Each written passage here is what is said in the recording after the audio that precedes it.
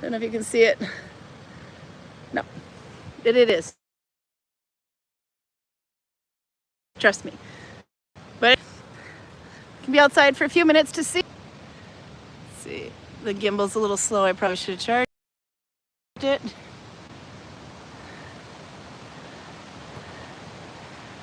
So the mountains are disappearing a little bit. So, rain. Does not want to go the direction I want to go in. The gimbal's a little slow and not liking the weather.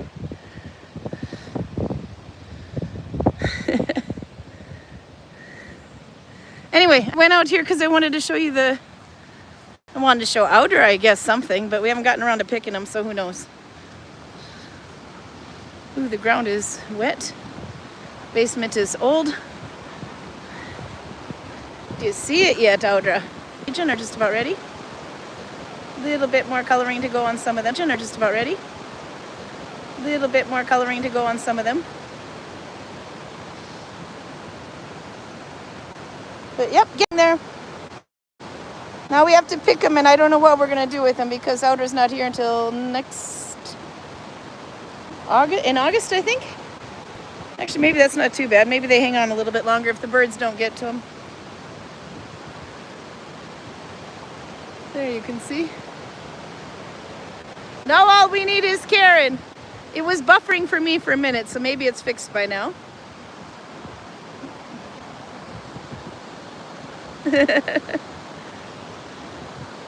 I see it's catching up. Audra says, no one knows what it's like to be Batman. And Torben saying, nobody knows the trouble I've seen. I guess is a pot whenever the use. This is always fun to read in reverse, by the way. Poop, flower pot, jail. What in the hell are you guys up to?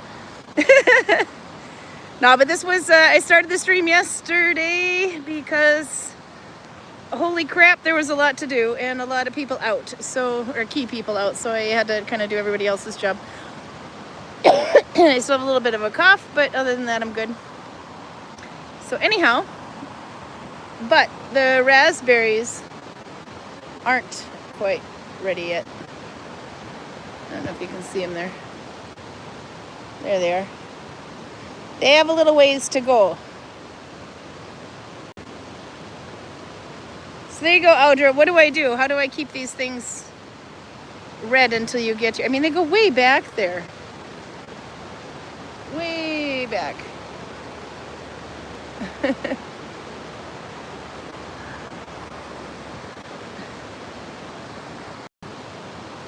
Okay, but anyway, hopefully it's not buffering so much anymore. I'm on my way back in the house in a second.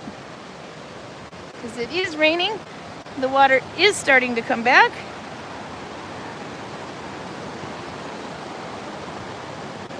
And says, hi from Belgium. I just pop in until my kids come in with French fries. Ooh, French fries. PJ's refreshed the page and now she has me. That's good. There you can see the water is starting to come back, but look at all the rocks poking through, which is, if you go back and compare it to when we had all that water in May. Yeah, I did have a little buffering on mine for a minute, so it might have been, we might have a little time delay to catch up. But yeah, you can see the water is coming back. But in May, that rock was pretty much almost covered. Send that water my way, please. We're on the edge of a drought. We were getting close to it here. There's a reason why my voice is so beautifully husky in Kathleen Turner's style. I call it my Gudvangen voice because it happens every summer, but it's the pollen. But when we don't have rain for a while, these ones are also starting to sprout. When we don't have rain for a while, then my voice dries out. There you can see there. Is this the one you said was gooseberry? I believe it is, now that I see it up close. Yeah, that looks like gooseberry. So it looks, and a bug, by the way. Taking care of the gooseberry.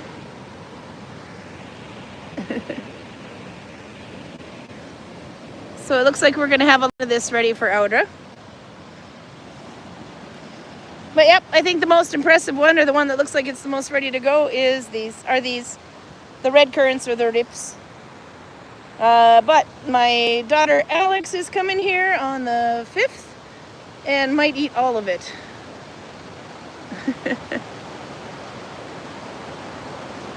That's almost enough to make Farmer Torben blush, eh?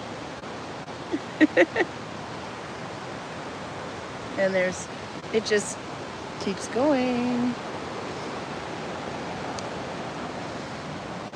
Anyway, we'll go and see what Karl do. He's been sick all week. Mostly just coughing like me, but worse, and he's a good, by the way, so coughing for him is not as acceptable as I can get away with.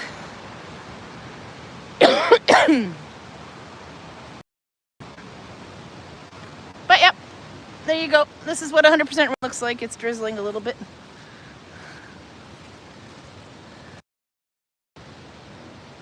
There. Oof, I seem to be standing in a spot of water that's very, very, very spongy.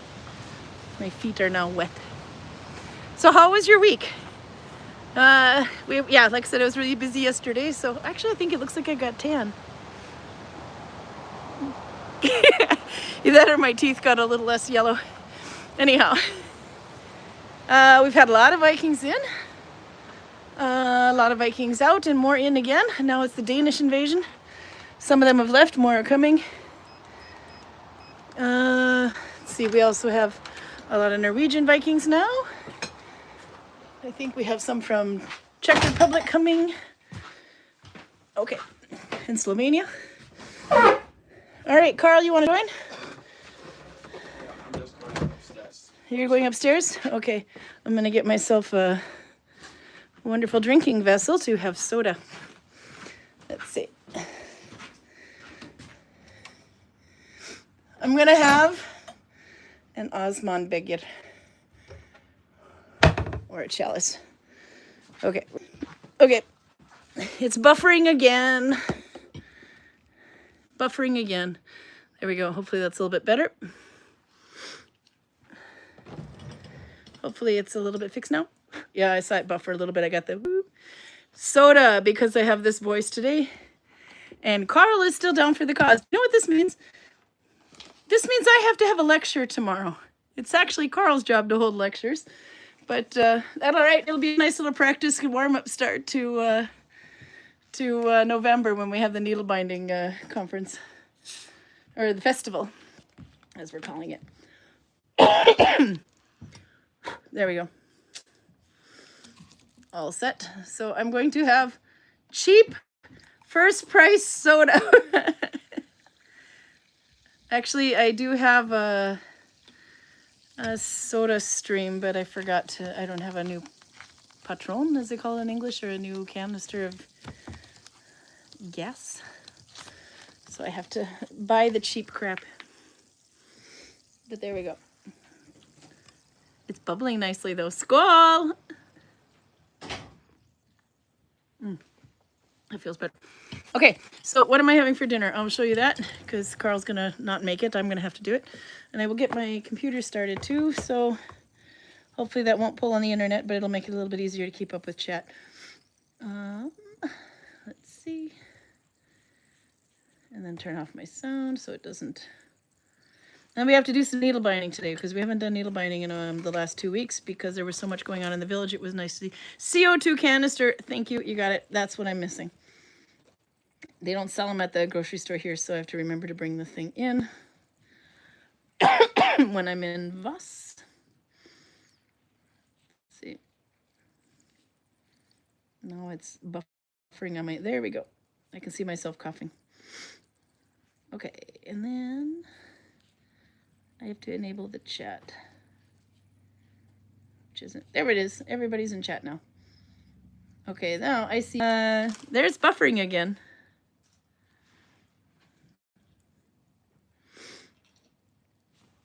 It might be the rain outside, so we're just gonna go straight to needle binding anyway.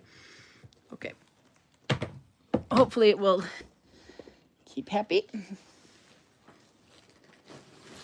Okay. So color of the month was orange, and I was working with this yarn. Yeah, I could always turn off the computer, maybe if that's pulling on it too much, but there we go. We'll look down. This is the yarn. You know what? This is a little on the skinny side for finish 2+2, and I'd almost do finish 2+3, but that's okay. It is working, and it's nice to see how it will be. And then I also tried this color as well. I think this is the one that's a stripe, and this is the one that's the pattern. And that'll become more obvious as the project gets going. We're buffering a lot, Karl. Just so you know. It's buffering every now and then, so careful with gas canister. We had a bad explosion in town 2 days ago, which seems to have been a gas canister exploding in the heat. 1 person dead. Holy crap. That's what PJ said. What was that? My mints. Your mints dropped. I'm sitting here winding thread, and it's like the never-ending thread. There is some orange. Yep, no, so that's the thing. I had to go with orange. You don't have to be completely orange. Just use something with orange in it. That's the rule of the color of the month, and sometimes I follow it and sometimes I don't. But today I'm following it. Okay, and then now I have my projects. Now I just need a needle, and I have a needle. I got a, you know who came to visit? Kaylee. Kaylee was here, or Keela, if you know her from, I think she's got Instagram, TikTok, whatever. Viral. On a cruise ship that was going through the village. So she came to see and Karl was supposed to guide that tour, but because Karl was coughing so much, he stayed home, and I got to guide the first part of it until Aruna could catch up. Yeah, we're just going to turn off that. Audra, I left the chocolate at work, but I did finally finish the first box. I was a good girl. I did have a little bit. I shared it with some with Yannicka and some with Georg. Okay, maybe I can't see this. Oh, there we go. It was a lot of chocolate, but I still have 2 full boxes left, but they are at work because I know what happens if I store them at home. Okay, my internet link is clearly slow. Let's see if we can find Keela or Kaylee. I think Keela is the name of her. 16 to 20 minutes. Just take a look. If they look the right color, then your spring rolls are done. Making spring rolls for my kid. Okay, this might be too slow to pull up. I can do it in the background here.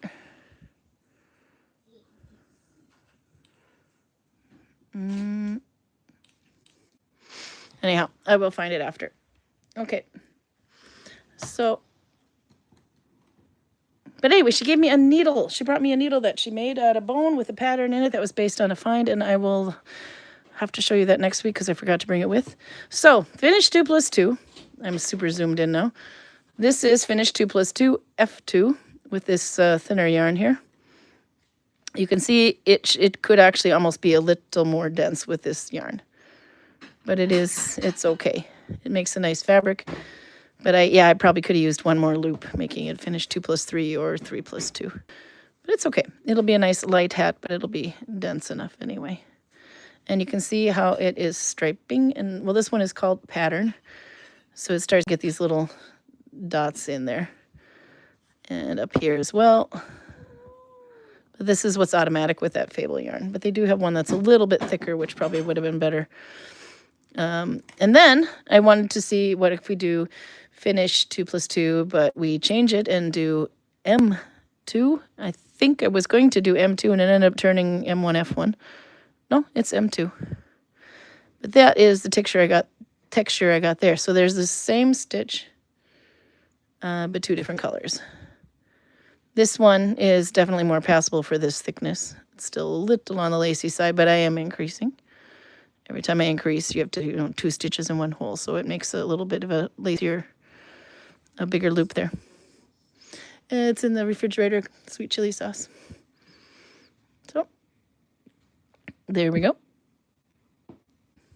There's Kaylee. Let's see, we'll let that load. Sue says, today my 3rd tattoo appointment, and I'm getting my 2 ravens across my side and back finally finished. Yeah. Lindsay says, has anyone been to Florence or Chiocco, if I'm saying that right, in Italy? I've never been to Italy, but that sounds like fun. Store them, says Torben. No. Did you turn off the oven because it smells like it's burning? Yeah. Okay, good. It's probably something that just spilled in the oven. Okay.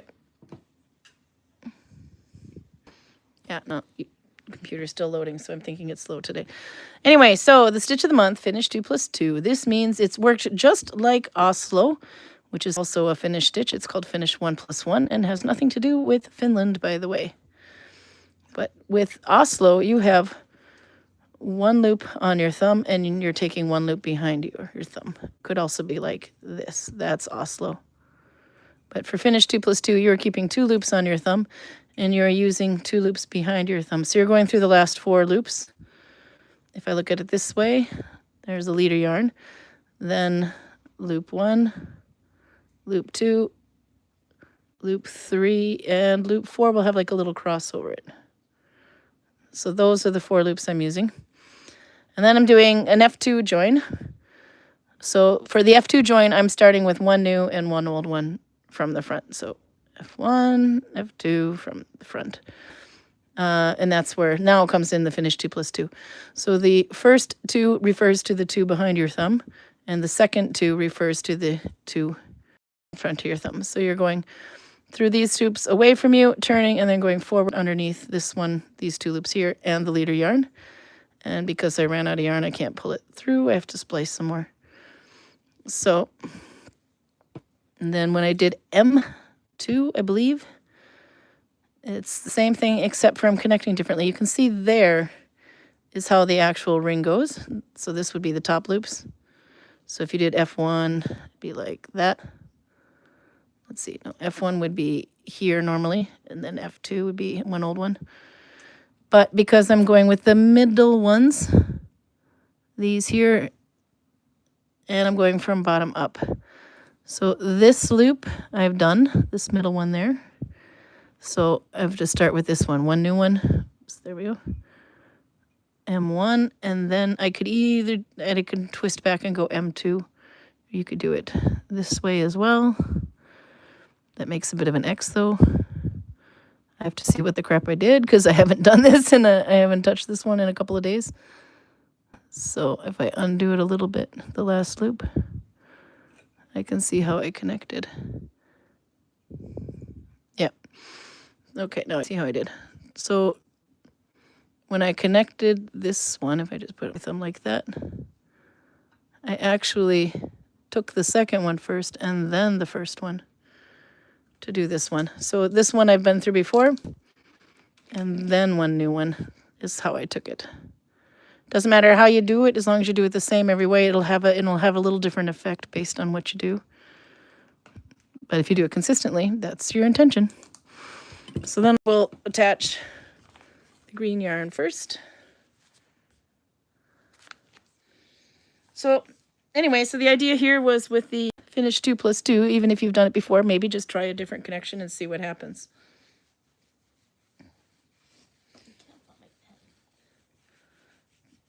What kind of pen are you looking for? Oh, your pen for that? No, I don't have that. That might be. Look on the floor. Yeah, the couch eats everything. Because I put it on. Cecilia's having issues. Okay, and then I'm going to splice. And there is, by the way, in this yarn, because it is technically sock yarn, and a lot of sock yarn will have a little bit of polyester in it. There, or polyamide, what are they calling it? Polyamide. So I don't know if you can see it very well, but it says 75% wool, 25% polyamide. And that little bit of polyamide makes the yarn a little bit more stronger around the heel, for example. But because it's 75% wool, it can still felt. So you just have to use a little more rage. Lindsay says, laugh out loud. I once found an entire knitting needle set in my couch. They eat everything. Cecilia is looking disgruntled and agreeing with you. My pen. I always lose it when I want to draw. Mm-hmm. Not when I don't. She says, I always lose it when I want to draw, not when I don't want to draw, which is true. You only lose things when you need them. Okay, then. More rage. And it's still not going to be the strongest join. Maybe a little more rage. But if you pull it carefully through until you get past that point, it'll be fine. So it does join, even though it's got the polyamide in it, but again, it's not going to be the strongest join. So let's see. Nope, it's gone. The couch gods have eaten it. It's gone. That's what I get for picking black. Yep, next time go with a lighter color pen. She said... I looked for red or white, but then I didn't. Nah, oh, because you look for the pen color. Yeah, red would have been a good one. You wouldn't be able to lose it. White would just get dirty. But the black one, gone. Let's see, I chose a lazy amount of yarn here again because I'm an idiot. Okay. So, there's my end loop, got a little tight. So, one on the loop on the thumb. Second loop on the thumb. Third loop and fourth loop ready to go behind. So F1, F2, the first two, or the third and the fourth loop go away from you, and then turn and go forward through the first and second loop and the leader yarn. But now I'm going to have to pull very carefully because I have a weak join and a lazy amount of yarn. There. You can still see the join there. There, and then underneath the first two, pull through. So it's just like working Oslo, but you have extra loops on your thumb. So this is a way of using a thinner yarn if you want to, but not so much more work than than Oslo. It just feels like a little bit more work at first, but once you have it set up, it's fine. And I hear Carla looking for Karl, who went to the bathroom. Let's see, I don't know if Karl's going to be able to drink any beer today. This is going to be fun. By the way, Albert sent a beautiful picture of Duvel beer, which Karl likes, because it now comes in 750 milliliter bottles as well as the little bottles. So Karl's future is going to be blurry.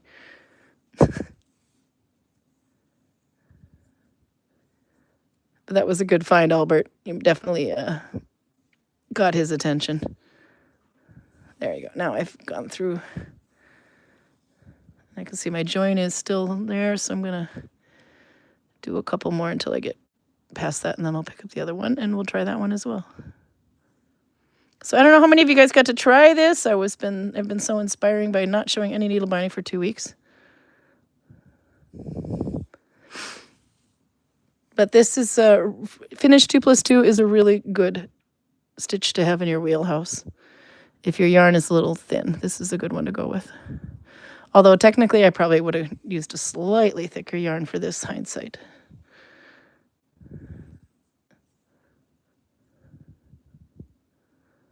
F1, F2,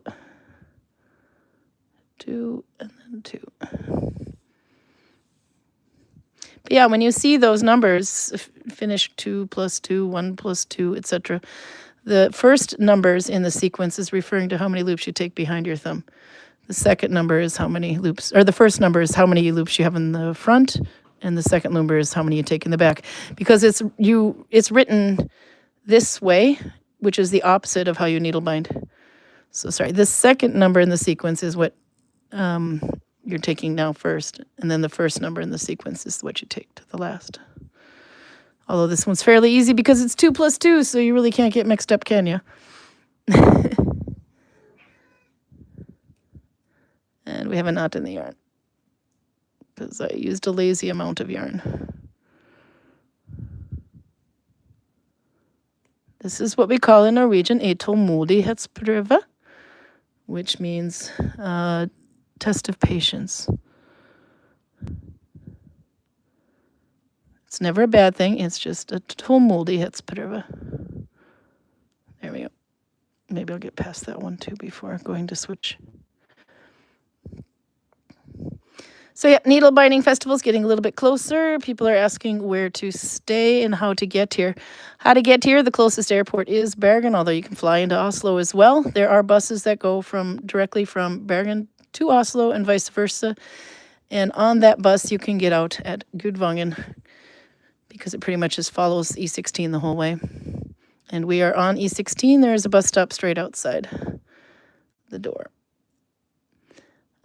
You can alternatively take a train to Voss, VOSS, which is the extreme sports capital in Norway, and then take a bus from there. Another way to get here would be ferry, and I do not know the ferry routes, but isn't that Nordled? The other Norwegians will know. Norled, Norled, I think that runs the ferries. Because it is possible to take a ferry into Gudvangen. I think you have to switch at Kaupanger. But anyway.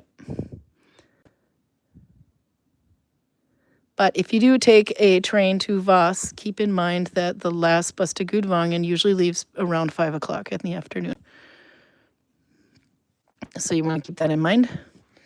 If you're driving, you just follow A16, either from Oslo, which is a lot longer, or from Bergen. And we are just outside the Gudvangen tunnel. I have another little tålmodighetsprøve in my yarn on the other end here. You can't see. I need like a little sewing needle. I can pick this out.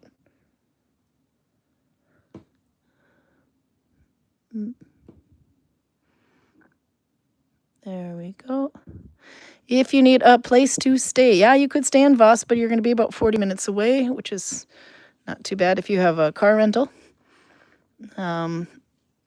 You'll have more options there, but you can also stay at Gudvangen Fjordhotel or Gudvangen Budget Motel, which are just across the river, so about a 5 minutes walk away. And if Gudvangen Camping or Vong Camping is open, they also have campsites or cabins at their campsites there too, so you could try them as well. But if you go to gudvangen.com, you can find all of these places to stay and all the places to eat. So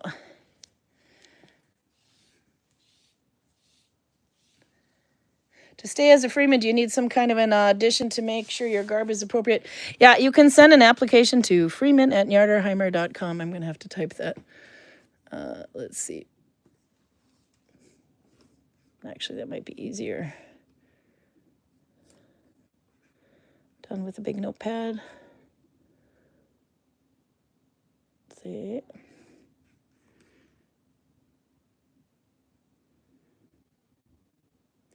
But the houses are filling up.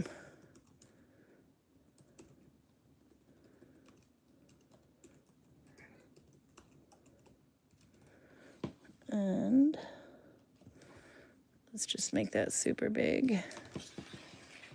There you go. Maybe.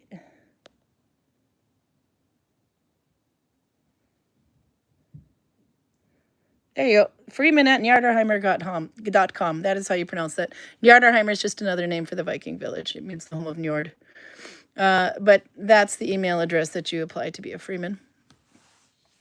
You'd have to, then what would you do? It is just basically, can you send me the application and information that you need, and you'll find the rules and everything, what you can wear, what you can't wear, etc.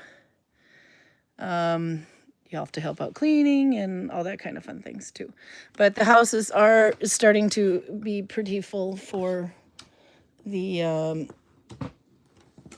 needle binding festival, and that's because a lot of everybody that's holding a workshop, etc., or the course leaders or the lecturers are also staying in the village. Let's see. Torben says, the ferry from Kaupanger is some sort of a tourist thing and costs an arm and a leg. Yeah, but it is really beautiful. The buses are obviously going to be cheaper. Train and bus might be a little bit more. But the ferries, yeah, they cost an arm and a leg, but it is extremely beautiful. A lot of people will do it one way from Flom. They'll take the ferry here from Flom and then take a shuttle back, or vice versa, a shuttle bus. But again, they run earlier in the day, not late in the day. And the lectures run till 6 o'clock. So on Saturday and Sunday, on Friday, it'll be workshops, and maybe Friday would be a really good idea, a good day to do a yarn swap too. You bring your yarn, sit in the big hall, dump it on the table, and see what everybody else has and who wants to get rid of what. Could be fun. But Friday is mostly set up for people doing workshops and things, or a big stitch and bitch in the hallway, or in the big hall as well, where it's going to be heated. Okay, so for this one, this is the M2 connection. I have 2 on my thumb and then the 2 behind ready to go, and a really somewhat decent splice. Okay, so I did M2, but I did it this way. I took like the old loop first, and then I went in the second loop because it just seemed like an easier way to pick that. Let's see if I can zoom in a little bit. There. So that one, you can see that this loop here has gone through both of these. So this is the most new one. So I took that one first because it's overlapping in front of these other ones. I did that one first, the old one first, and then, let's see if I can pull that over, and then a new one. It's a little awkward, but it makes a really nice stitch. So the old one and the new one. This is the middle stitches, though, not the top loops. And then my stitch as normal, F2, or finish 2 plus 2. I might be missing a little bit of the chat because I turned off the YouTube in the background just in case that was pulling on the network today.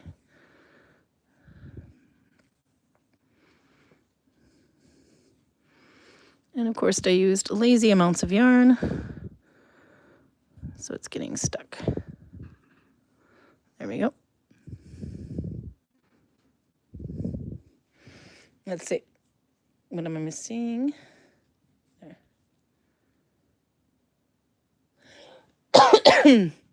Redisby says, to Albert, I figured that was what you meant, but I like to tease my friends. Haha, I missed something there.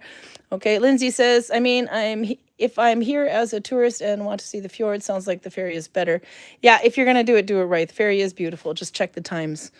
But if I'm trying to save money, I can still see the countryside with a bus. Yes, you can. And it will go through a lot of tunnels, and you can always sleep. But when you get to Stahlheim, which is just at the edge of our mountain, or of our valley before you go down into the valley, that's when you want to be awake. By the way, I finished the body of my needle-bound sweater yesterday, says Redisby, and I started on the sleeves. That is a lot of work. Let's see. Okay, so if I hold this right so you can see, there is one old one. And let's see, and one new one. You can see that there. Sorry, one old one, my thread got split. One old one and one new one. Yep. And then you do your stitches normal. I'm going to see why the Freemen are flipping out on chat for a second. There's something apparently I need to fix. Let's see. I think we have a new Freeman arrive.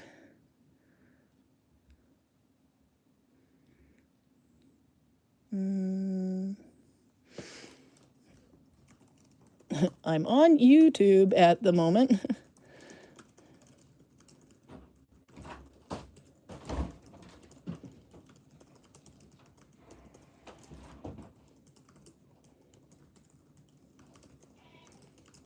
There we go. Looking for more mattresses.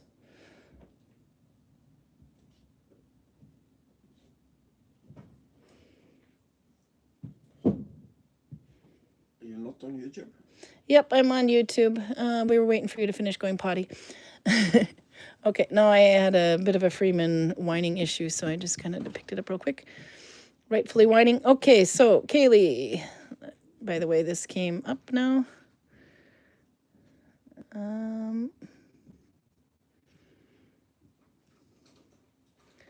Which day they were in the village. She's got pictures here somewhere. She might have it connected via YouTube. Anyway, or via Instagram, sorry. Okay, we're still super zoomed. This is, well, she might be under Keela instead of Kaylee, and I'm looking at Kaylee. But Kaylee is Keela. I think you can see it somewhere up in there. Anyway, there it is. The key. Oops, sorry, you can't see it from there because I'm horrible. There you see Keela. So there we can see her a little bit better. This is Kaylee. You might have met her if you're in England. She's got two-tone hair color. She's got the most beautiful nails in the world, and made a really nice video, a reel that went viral, hit over almost 10 million people now, for doing needle binding. And she said yes, and she thought it was irritating that some people were more focused on her stitch or on her fingernails than the needle binding. But to me, whatever it was, maybe if I had clean nails, I'd get more people into needle binding as well. But whatever pulled them here, it's happy to see that she actually brought attention to needle binding to a lot of people that didn't know what it was. So that was quite nice. She makes these wonderful little kits. We probably will have a few of them in our shop from the fall. She is going to try to come in. It would be cheaper to buy them from her, by the way. But she's going to try to come for the needle binding festival as well. So that will be a great fun. But that's who she is here. And then here she posts, there's so much from this trip that I still need to process and share. The history, the crafts, the places. I got lots to tell you about, but it'll have to wait until I'm back. I'm just soaking up everything. Let's see. Maybe I'll tilt this a little bit that way. You can see the whole thing. But this moment couldn't wait. Today I visited Viking Valley in Gudvangen and finally got to meet my friend Karin in person. Yay! Karin was one of the first Nalbinders whose work I discovered on Instagram and YouTube when I first started learning this incredible craft, and we've been online friends for ages, so it was fun to finally meet up face to face. This I thought was absolutely amazing. Yeah, it was great fun. I didn't realize that one of my videos were one of the first ones, so that's good, but I like that she's teaching it forward too, which is great. We exchanged gifts, we had a lovely chat, and it honestly felt like we'd known each other forever. I have to say likewise. One of those moments that remind you of how amazing this craft connects people across the world. Now I'm already hoping to be back in November for the Nalbinding Festival. After today, I have even more reason to make it happen. Karin said I could even leave my hubby in the Man Creek. Is that how you pronounce that word? That word right there. Is that creek or Anyway, I was going to say man cave. Yep, no, you can definitely, but just chuck them in the boathouse with the other husbands and see if they can learn how to play Warhammer or something with Karl. Oh, PJ said I also discovered by my videos on Instagram. I need to post more, but let's just face it, I'm more on YouTube these days. Anyway, such a wonderful thank you for such a wonderful warm welcome, whatever, Karin. Thank you. Anyway, so it was really nice, but here you are. There we are. I gave her one of the pictures of the sheep from the sheep. And she gave me this beautiful needle, which I forgot to bring today to show you. And I gotta say, she did a good job of making me look thinner than I actually am. It was the husband that took the picture. And her son sat down and knitbound as well. And this is we're sitting outside the textile house. I have my coffee and everything. And we were sitting there needle binding, and it was really quite a fun little moment. So, yeah, we were very happy about that anyway. But it was really nice to meet her in person because I've been talking to her forever. And, yeah, it was great. No, it's one of those things that she's quite right. It feels like you've known each other for a long time, but you actually finally meet. You want to sit down, Karl? Sorry, dying. You are going for beer today. Yes. Karl does like to dance close to the fire. Anyway, so no, it was really quite fun. She's an amazing person, and I'm really excited. It was nice to meet her, and I'm glad she's going to be back. And like I said, you should see these. There's one of these videos she has up here that went super viral. No, I'm going to show off Rocky. I think it was... Yeah, she's got lots and lots of little reels. I think it was... one of these ones with the blue yarn and the beautiful fingernails. This one maybe that went super viral. Yeah, 7.1 million it shows here. And then she's got the same amount that, oops, sorry, I'm too far over. That one is the one that hit huge. But I told her, and I don't think she realized it, but anybody with a needle binding group or can see the amount of people that request to join, it just shot up. So many people had clicked on to see what needle binding was after her videos went viral. So anyhow, Sandy says, that's so awesome. So fun when you get to meet in real life after being longtime friends online. Yeah, it's quite fun. Got the same feeling when I got to meet Ann Decker and Ingela Andersson and Nella. I went in Denmark at the Needle Binding Festival the first year they had it, which was quite fun to see. And then Anne Moreau, I got to meet her again at the same Needle Binding Festival. Didn't realize that was the same one that had come to the village and taken a needle binding class, so that was quite cool. And then Sally, when I got to take her course last year, And then later she would come to give a lecture here, which was really quite nice.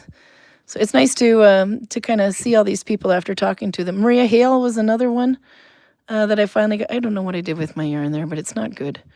I think I got a knot, but I'm going to find some creative embroidery way to fix that. I don't know what the hell I did there.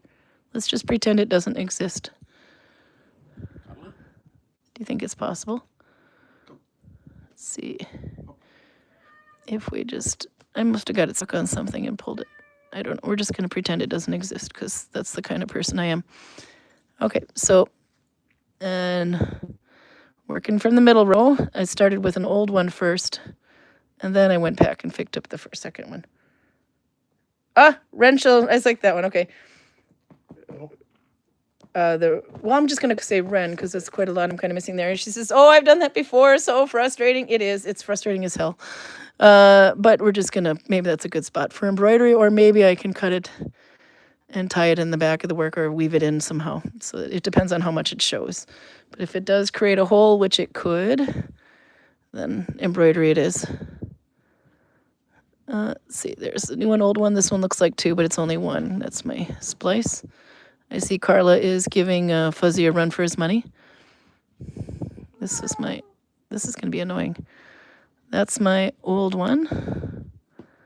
And that's my new one from the middle. But it's interesting to see the exact same stitch, just how much, if you just change the connection. And this is, if you've ever been witness to Ingela Anderson's lectures, that's pretty much what she talks about. One of the things she talks about the most of changing your connection. There we go. One new, which is why you get this little ridge going here, but it also makes your work a little bit denser. That's why this is slightly more dense than that one. I'll do a couple more and then we'll check in on Karl here because he's got a beer, and this is probably the first beer you've had, since last time you were on YouTube? Yeah. Trim is in the village today, by the way, the little boy that wanted to fight you. He says, tell Karl he's an all right kind of guy. Trim is a lot of fun, and he's missing Karl right now because Karl's been away. He wanted to be on YouTube today, I'm sure, but it was raining, and I needed to get a ride from my boss today since everybody was away. So, gotta go when the train goes, so to speak. There we go. One old one, one new. Why are you letting her kill the crap out of my couch? There's a lot of things going on behind my back here. Carla is scratching everything, and Karl's just going, no, buddy, don't do that. That would be bad. You can smack her, Karl. Yeah, but I want her to calm down. I don't want her to run around on the floor screaming. So. But calming down and scratching my couch are not the same thing. There's curious to see what, oh, actually, I forgot to increase. It's starting to curl. Better increase. So one more time in the same row here. In the same stitch.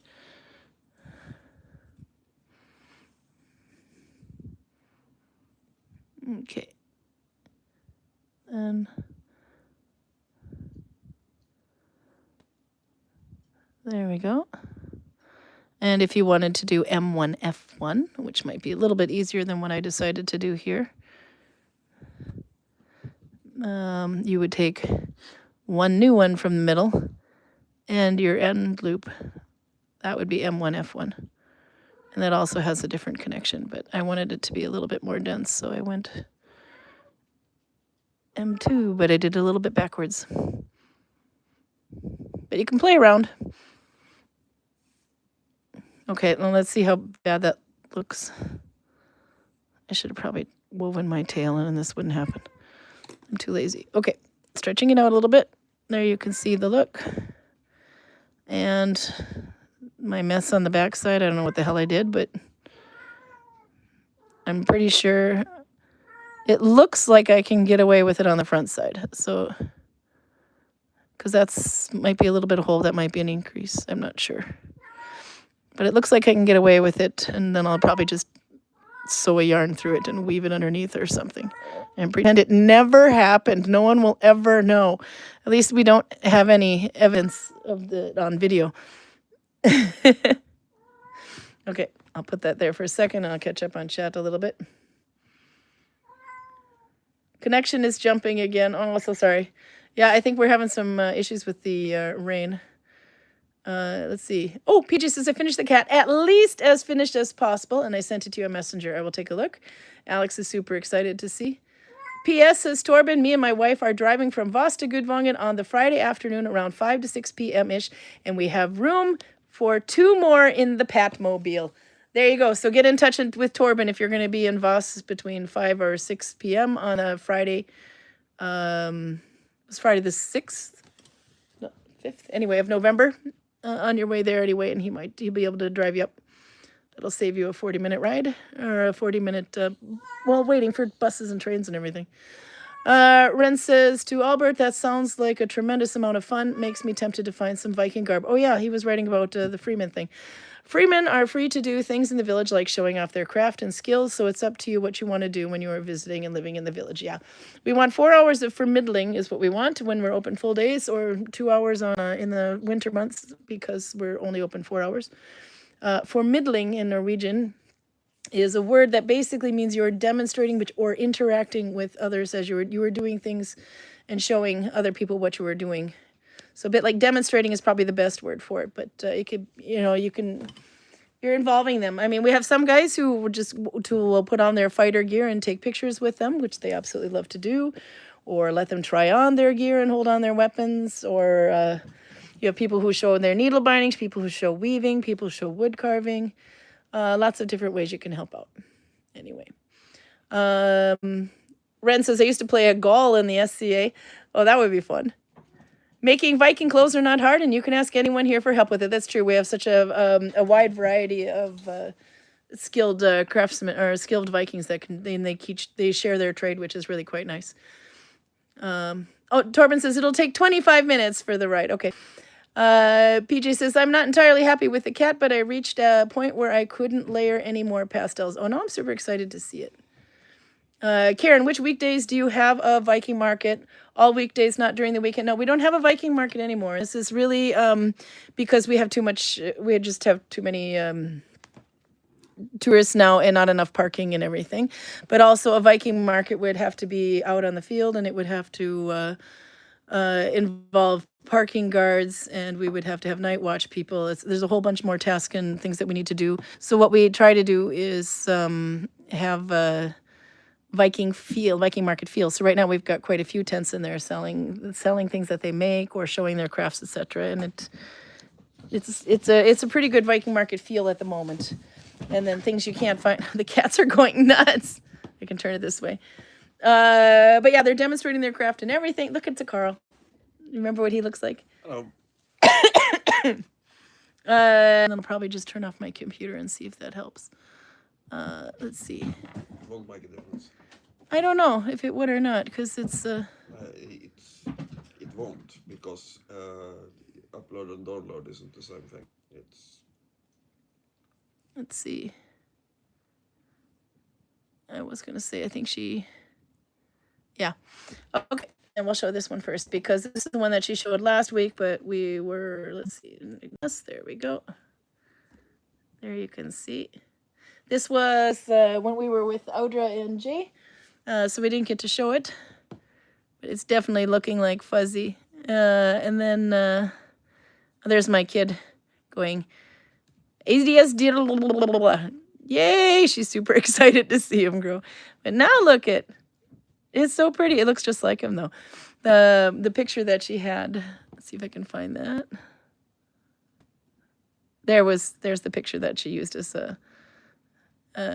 inspiration from YouTube that we had, and now it looks like. Oh, Alex is going to be so excited. Did you see it, Cecilia? Hmm? Did you see fuzzy? Let's see. I'll show you. You can't see that far. You're not wearing your glasses. There you go. Take a look. Oh, I see that it's fuzzy. Jesus. Oh, I see. It's fuzzy. Now you're going to have to do Cecilia's cat next. But unfortunately, Alex's cat is more photogenic. She says immediately, I see that it's fuzzy. Oh, and you say your cat is better than hers? Okay. Everybody's cat is better than Carla, though, right? Oh, Alex is going to absolutely love that. You did an amazing job, BJ. I'll put Carla in here. Oh, wait. I have to show off Carl's stuff. He got all excited, but I have to show it this way because there. This is what Carl's going to have. Berserk. Vårt vildaste Earl, our most wild Earl, or beer. And it says Hugen Cold Mash Imperial Stout. This is by Rieger, which is, where was that? Rogaland, yeah. And that's all it says, back and forth. And it comes to a snuff box kind of a thing. And then we'll shake it up for him nicely. Ta-da! So what am I going to do with a really cool box now? First edition 2025. A cold mash imperial stout. This is one of those you got from the Vinmonopolis, so it's going to be a higher percent. Yeah. Whoa, 15.5%, Karl. Are you sure you can handle that? That's like wine. Yeah, but it's a relatively small box. You make sure you eat today. Drink slowly. Rieger Bryghus is from Yarnen, Norway, where traditions of craftsmanship lies in the blood. We always have focus in the best quality of produce and in the art of brewing. We brew everything from classic to experimental beer styles. Hugen Cold Mash Imperial Stout 2025. This cold mash Imperial Stout is liquid black gold. Bourbon barrel aged for 25 months. Cold mash gives a round mouth feel, darker color while taking out less tannins. It's, well, there you go. If it takes out less tannins and I'm allergic to tannins, that's definitely not one for me. No, I don't think it's tannins I'm allergic to. Anyway, it's a dessert in a can. Ingredients, water, barley, oat, wheat, hop, and yeast. But for some reason, barley, oat, and wheat got capital letters while the other ones just didn't get much. Hops, Chinook. Okay. And Karl, I don't think you can be pregnant while drinking this. Nope, actually, no such warnings whatsoever. It just says that it's got 15. It does have a shake. 2170 of 3100 is just like how many they made, but it looks like there's a. It looks like you're supposed to shake it. I don't know. And then, do you think I should shake it? I don't know because there's a little can. It's either that or it's a Game Boy symbol. But I'll have to see if you can see that. But take a look. Does that mean you have to shake it? It might mean that you have to turn it, which we didn't do. No, we have transported it and you have fondled it. So I did fondle it. I think that's enough. Dessert in a can. That's genius, says Roger. Reduce says liquid black. Whoa! You got it on my glasses. It was very happy to see me. It smells good, actually. It's in my hair. It smells chocolatey. It does smell a little chocolatey. The hell? How much did you get on me? Liquid black gold is what you call raw oil, though. Laugh out loud. It doesn't make me want to drink it, says Redisby. Sweden is not... Oh, my God. The color of that thing, though, looks good. Let's see. Show the top of it. This could go both ways. It went almost like Coca-Cola, but it's gone Do you now. remember the ones from, not last year, but the year before, the ones with the wax seal? Yeah, those did that too, that kind of bubbly thing. Yeah, and the reason I'm suspicious is that the description is kind of similar. Oh. And those were not good. It To the spooged point all of over me. Giving it away for free to Freeman, not good.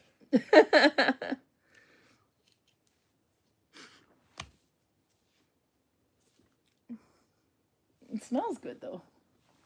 Oh, God. Oh, it smells really good. It's a little Guinness-y in the smell. Yeah, not in the taste. This is, well, you can definitely having soda. taste the, was it bourbon barrels it had been in? Bourbon barrel, 20 aged, 25 months. Yeah. That's what it said. But what can we do with a cool container? Because, you know, potential storage unit. we could put pencils in there, really short ones. Needle binding needles. Oh, I got one. Yeah, and my needles are long, so imagine if you had like a normal size needles. I'm sorry. It's not bad, but I think this goes in the drink very slowly category. Oh yeah, 15.5%. You are drinking that slowly. Plus you're sick. But I had to cough just because. But that would be like the ultimate Viking Nalbinding storage unit. A little bit of beer. You can put your needles in there. I've got needles somewhere. No, this is my crochet hook bin. That won't work. Does the crochet hook? No, crochet hooks are too tall. Wait, no, there's space in the lid. Okay, well that's not going to happen. All right. But my needle binding needle will fit, I think.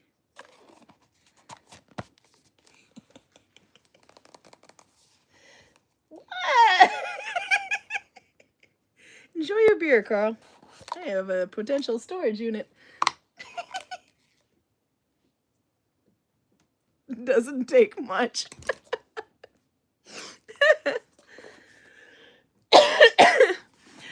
Rudy says, I have my needles in an old glass olive jar. Build Warhammer scenery from it. You could do that, actually, because it's a tower. Yeah, you could. Yeah. Let's see. Rudy says, no. Ren says, reminds me of a beer called Dragon's Milk. Oh, we have around here in Vermont, USA. You tried Dragon's Milk when we were in the United States last, almost 2 years ago.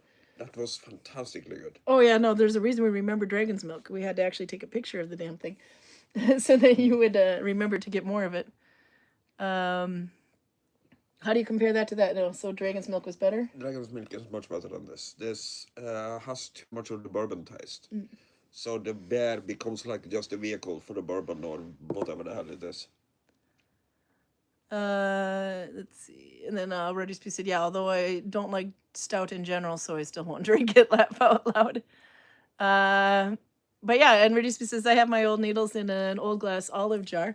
I have mine normally in some sort of a box, although these ones are crochet hooks and apparently the embroidery thread and a marker mixed in there, but it's crochet hooks because I finished a project.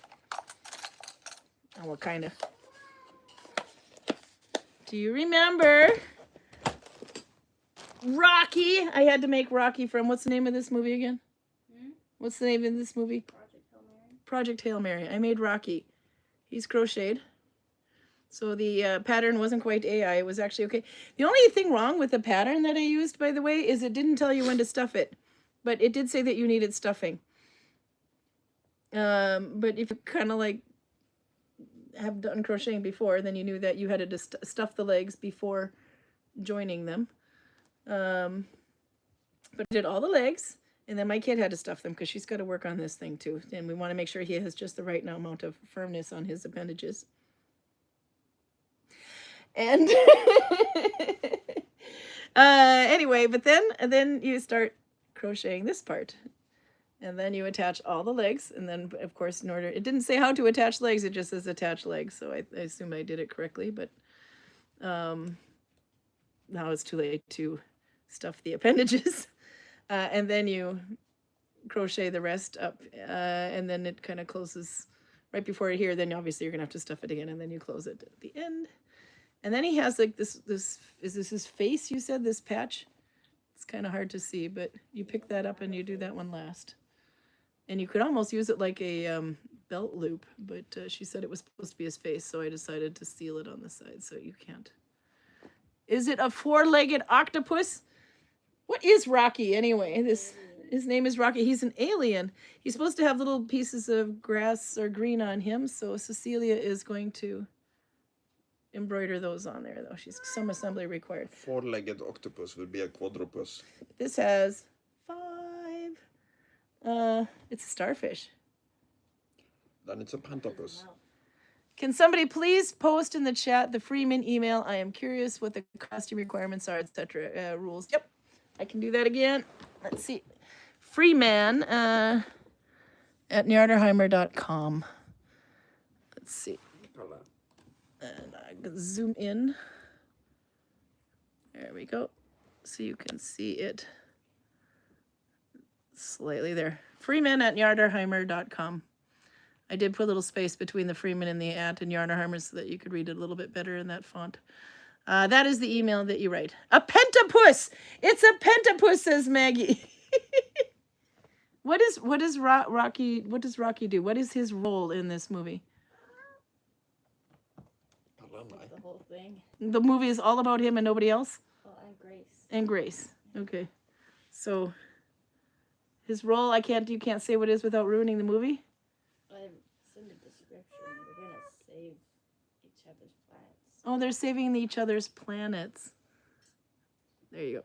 They're saving each other's planets, this one and Grace. Is Grace a rock too? No, it's a human. It's a human. Played by Ryan Gosling. Played by Ryan Gosling.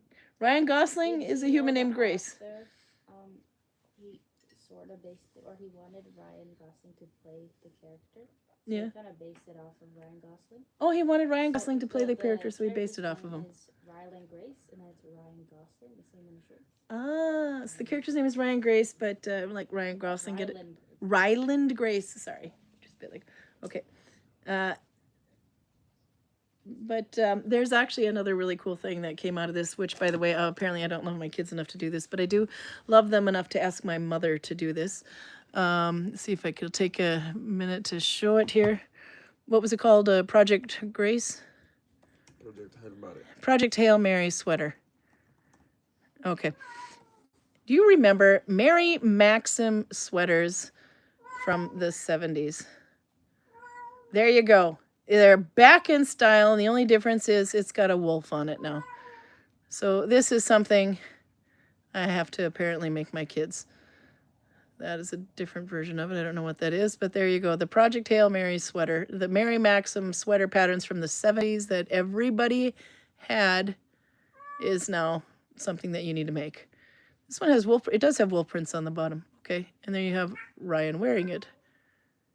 And there as well. So I know my mom made a crap ton of these in the 70s and used to sell them. So I think she's the right one to do it. Sorry, still coughing. Thanks, got a screenshot. Good job. So then you have it. Torben says they must use a lot of deodorant, those pentapusses. Pentapie.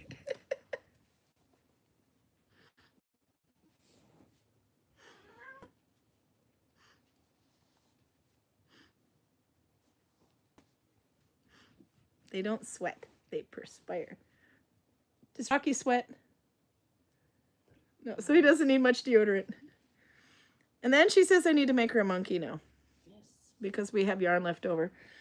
Let's see if I have a picture of that. I haven't bought the pattern yet. I have to try it. Let's see, further up. And then she wants me to make this one. Another little crochet one. Pajama monkey pattern. The way they said that Rocky was adorable. Now you can have Rocky back. Mary Maxim totally culturally appropriated the Salish tribe knitting patterns. I didn't know that. Those aren't tentacles, said Roger with very big letters and a little. You know exactly. You said? I said exactly. Oh, exactly. They're not tentacles. Like cats and dogs, pentapie expel excess heat through their paws, tentacles, or suckers. And then Radisby quietly reminds us this is not for children. So we will not discuss Rocky's appendages and whether they perspire or not. The cardigan craze is PJ that I remember from the 70s with Starskis from Starsky and Hutch. All right, now this is my 6 degrees of separation. Starsky and Hutch. Which one was David Soul? This is American Was he television Starsky or that Hutch? wasn't even sent on Norwegian television, so I have no bloody idea. David Soul. Which was David Soul? Was that Starsky or Hutch? Anyway, so here you go. 6 degrees of separation. His son Juan was my roommate. There you go. That's like 3 degrees of separation. I know. I made it in less than 6. Actually 2. 2 degrees of separation. Yeah. So no. Yep. Strictly speaking, just 1. That was because back it's in just the sun. that was back in the 90s though. 1990s. 1994. I think he was my roommate for about a year and a half. Anyhow. I don't know if it's because I'm sick or if it's actually a thing, but this is starting to taste more and more like gun oil the more I drink of it. Liquid gold, my friend. Radisby did tell you that gun oil, or that oil was liquid gold. Yeah. But it's specifically gun oil, not motor oil, not No. any other type of lubricant. Gun oil. Oops, not for kids, says Nolvi after she retracted a message. David Soul was touched. There you go. Okay. Never met David Soul, by the way. I moved to Norway not too long after, actually. I moved to Norway in 1997, anyway. But that was when I think I had 13 roommates at that time, actually, because it's we have really big old houses in Duluth, which like 3 or 4 floors. They're not quite mansions, but I guess they... Anyway, and a lot of them get returned into college apartments. So they would have, you'd have like a couple shared kitchen areas and areas, etc. But you'd have your own big room. So that's how. Let's see. There was an alien race in Babylon 5 that had multiple appendages from their lower regions, which was not for kids' appendages, says PJ. Do you remember in Will Smith one, Men in Black, the Balchinian, and he was trying to beat up the Balchinian and it wasn't working. He kept kicking him and hitting him and da da da da da, and they're like, dude, Balchinian, and then they smacks him here and flattened the guy on his not for kids. Actually, I think that movie was for kids. I remember something similar from the TV series Alien Nation. You remember that one? Alien Nation, I remember that one. That was right up there with V. It's a bunch of slave aliens that kind of lands on Earth, and then they basically they try to integrate them into society in Yeah. Is it San Francisco or Los Angeles? It's somewhere there. Somewhere in USA. Anywhere USA.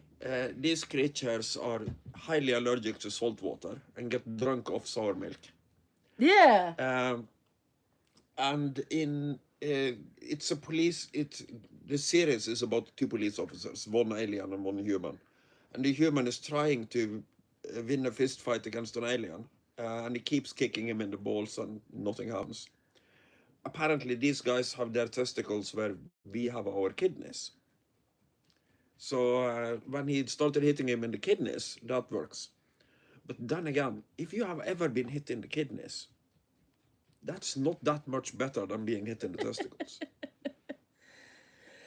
Let's see. Karl, says Reddy's why do you know how gun oil tastes? It's not meant to be eaten, you know. Not No. for kids, not for Karl. NFK, not for Karl. The problem is that He has a point. I've been cleaning guns since my age was in single digits.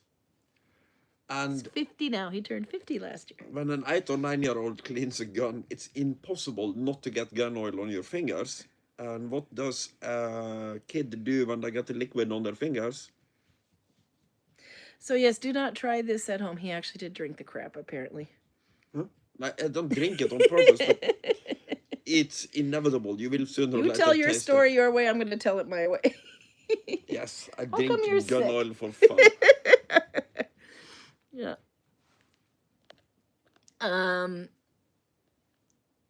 Remember when he was describing the different levels, says Ren. Oh, wait, a little bit further up. PJ says, yep, Londo was remarkably well endowed and used his assets to cheat at cards. And then Ren says, do you remember when he was describing the different levels? And then there's some laughing ass emojis. Have to rewatch And then Babylon they're all 5, laughing. apparently. Apparently we do. And when someone put a glass on it, he was cheating. A glass of ice is PJ. These two are definitely in the realm now. You haven't seen? Do you remember this? I have seen it, but that was Alien Race in Babylon 5. I haven't watched all of the Babylon 5s. My mom was a huge Trekkie fan. She's probably watched everything Babylon. And some of them had Babylon Napoleon 5 has haircuts. nothing to do with Star Trek. Why not? Different universe, completely different everything. Really? You are thinking of Deep Space Nine, which is kind of Star Trek's version of. I thought they had all these little spin-offs, and Babylon 5 was one of the spin-offs or No, something. it's a different story altogether. Oh, I just pissed off Trekkies everywhere, didn't I? It's not that hard to do, but you usually have to be a little bit more advanced to get them angry. I can needlebind. That's my superpower.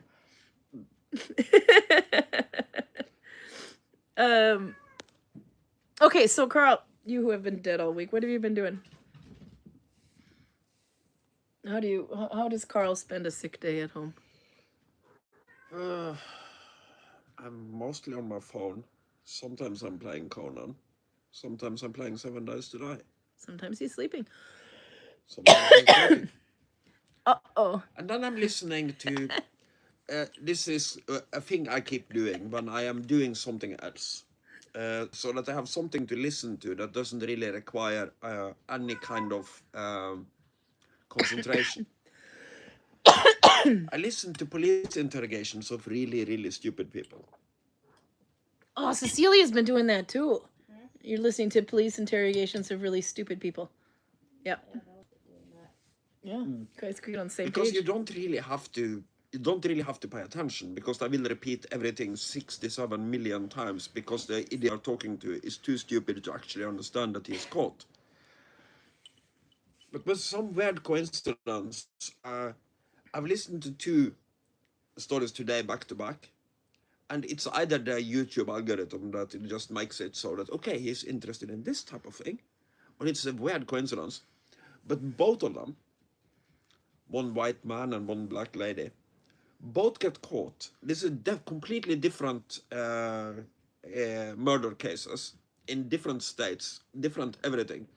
But all of them are caught, both of them are caught because they killed their partner in the waterbed, and then they had to dispose of the waterbed, and that's such a big project that I couldn't help but invite all their friends to move the waterbed. That's so dumb. Oh, God. Oh. You're so pleased. And I was thinking I was having a stroke because I was listening to the second one. And it's like, yeah, but that's what the last lady was doing. Exactly the same thing as the last lady was doing.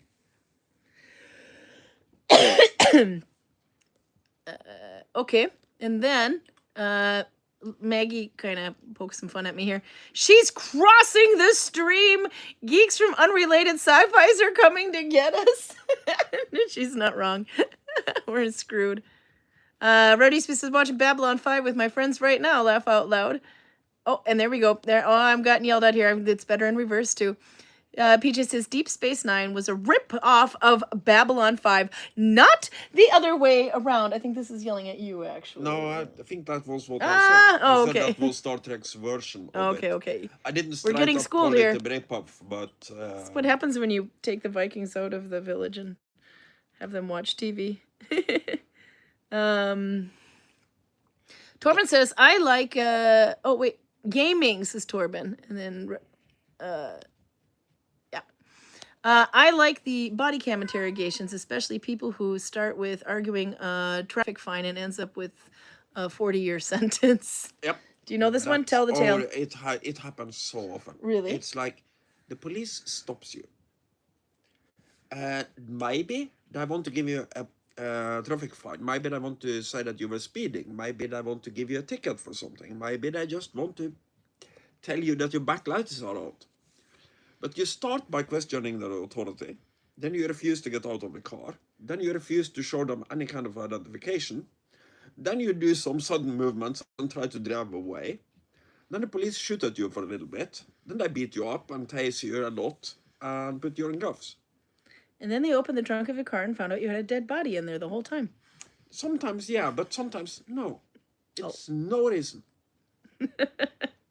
I think I saw one like that anyway. They were just, I think they were just stopping her for a routine thing and found out there was a dead body in the back. It happens. Either that or 400 kilos of cocaine. Yeah, that's true. Something like that as well. But often it's no reason except that you really want to argue with people. And the armed people that have the legal authority to stop you are the people you decided to argue with. By the way, the people on the cover, though, I wanted to show them anyway, but you've seen Adan and Juan. They were on, I think they were a little bit at the end last week. Adan was the one that got the new outfit that Alexander Mink had sewn. And Wiktor is the one in the middle. And Wiktor says, you were going to use a picture, but I don't see which YouTube you used of me as a thumbnail. I don't know what the hell happened to him, but I didn't even touch him. Ever have one of these? This is the last one that spooged on my glasses. And what, is there something going on with you you'd like to share with the rest of the... No, it's just my throat started burning intensely for a moment there. I suspect this. Big ass spider. Is there a big ass spider? Where? Oh, don't worry, Zilly will eat it. No, look. Okay, I have to go kill a big ass spider. Karl, tell your favorite. What's the most favorite interrogation you listened to so far? Your absolute favorite, if you had to pick one, because I know you've listened to a million of them. All right, show me where the damn spider is. Man, I have to go with Sarah Boone here, I think, because It's not that big. she just doesn't get it. It's got eyes. Oh, Sarah Boone was a good one.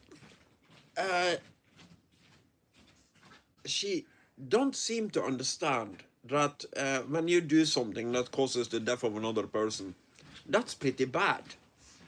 When the police wants to talk to you, it's not about finding out the logistics of how to give you back your cell phone and your laptop. It's because I want to know what you have to do with it. I think it's in here. And she just doesn't get it. You sure? Yes, I did. It's right there. It doesn't help that she videotaped the guy dying in the suitcase and then completely forgot about it and give the police the authority to search through her phone with no hassle. They find and undelete the videos, and it's like she hasn't even seen them. And when they are presented to her, it's if you are not familiar with the case, it is so horrendously stupid that it's almost worth watching from beginning to end. She gets arrested. This is right before COVID, or in the very early days of COVID. So she goes through, I think it is 8 lawyers. 2 of them disappear because of circumstances outside of her control. But the remaining 6 quit because they can't cooperate with the lady. She is just nuts. For a little while, the judge told her that, hey, the right to a free attorney isn't unlimited. So if you manage to fuck it up one more time, you will have to represent yourself. So for about a month or so in the court case, she is representing herself, but then some lawyer comes in the last minute and tries to represent her in court. She gets the best, she gets an incredible deal. She gets the opportunity to basically plead to manslaughter and have a pretty good chance of being out in the next handful of years. I'm trying not to step on your stuff. But because she is Sarah Boone, of course she doesn't accept this.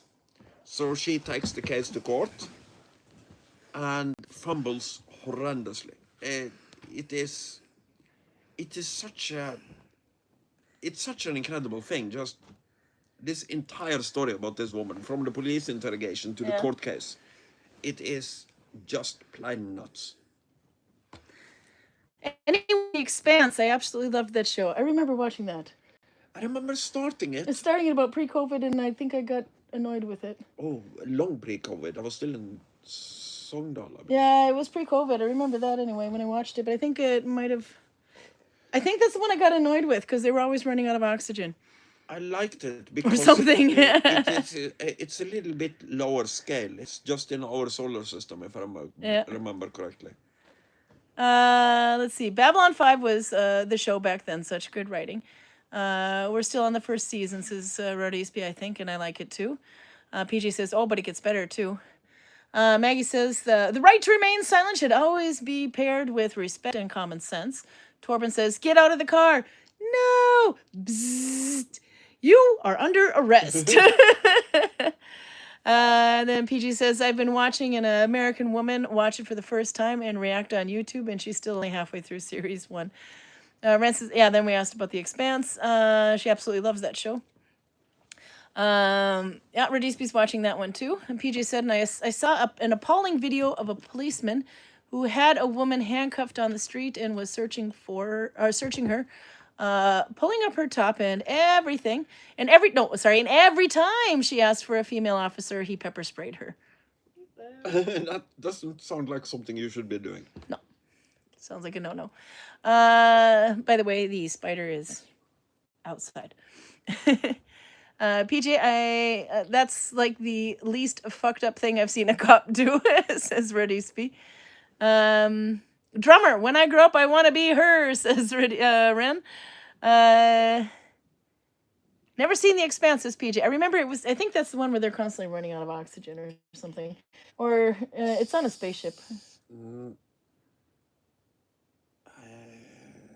Or that's not the one where they like wake up and they're still...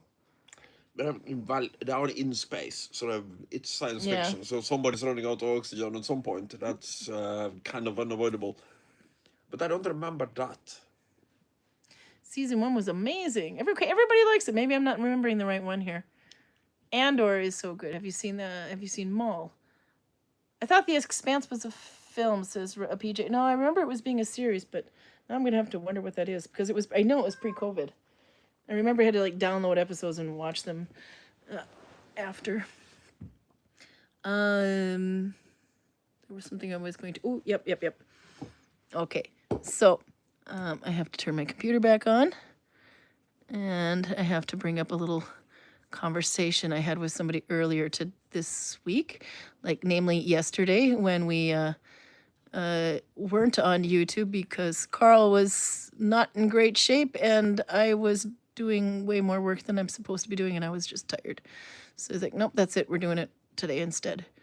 Anyway, not everybody had sympathy for me. I'm just going to point that out. You know who you are, Corbin. So, we had a little conversation. I'm going to have to share some of this with the rest of the world. Let's start with this one, where he sends the message, no stream today. He's very disappointed in me. How am I going to get intoxicated on gin now? I sent him that back. Trying to put on my best, I might have fucked up look. And then I said, special stream just for you. And then I tried to call him and he's like, later I have to read stories. You know, I'm pretty sure he's pretty pissed at me at this point. And I said, there's no drunken story reading. And I said, Carl's a bad cough and Greg called in sick. So yeah. And then I couldn't spell shot. And then he was trying, when I said, what is it? Along with 2 others, so I was shot is what I meant to say. But it came out shoy. Then I tried to fix it, and it came out shit. And then I tried again, and it came out shot. And I said, well, all 3 actually work. And he said, shoy, that sounds like Korean barbecue with a squid. And I said, that's exactly what that means. How did you know? And he says, to shoy surprise with no leaks. So I sent him that. And he said he has special gifts, and he sends me that. Well, obviously that's the best squid ever. He said they're great with garlic, so I sent him that. He says, if you guys are tired, I will do fine on my own. No worries. I was just sitting here creating 1,000 point armies for strategic Warhammer purposes. Said, I'm wondering if Karl will join tomorrow. He has beer waiting for him, but he hasn't been at work, so consumption may not be a good idea. Meanwhile, photo from Albert. Notice the bigger Duvel bottles, 750 milliliters. This is the normal size. Yeah. Look at that. You can get its parents. But Bøvelen is pretty much the same thing. That's what he was thinking too.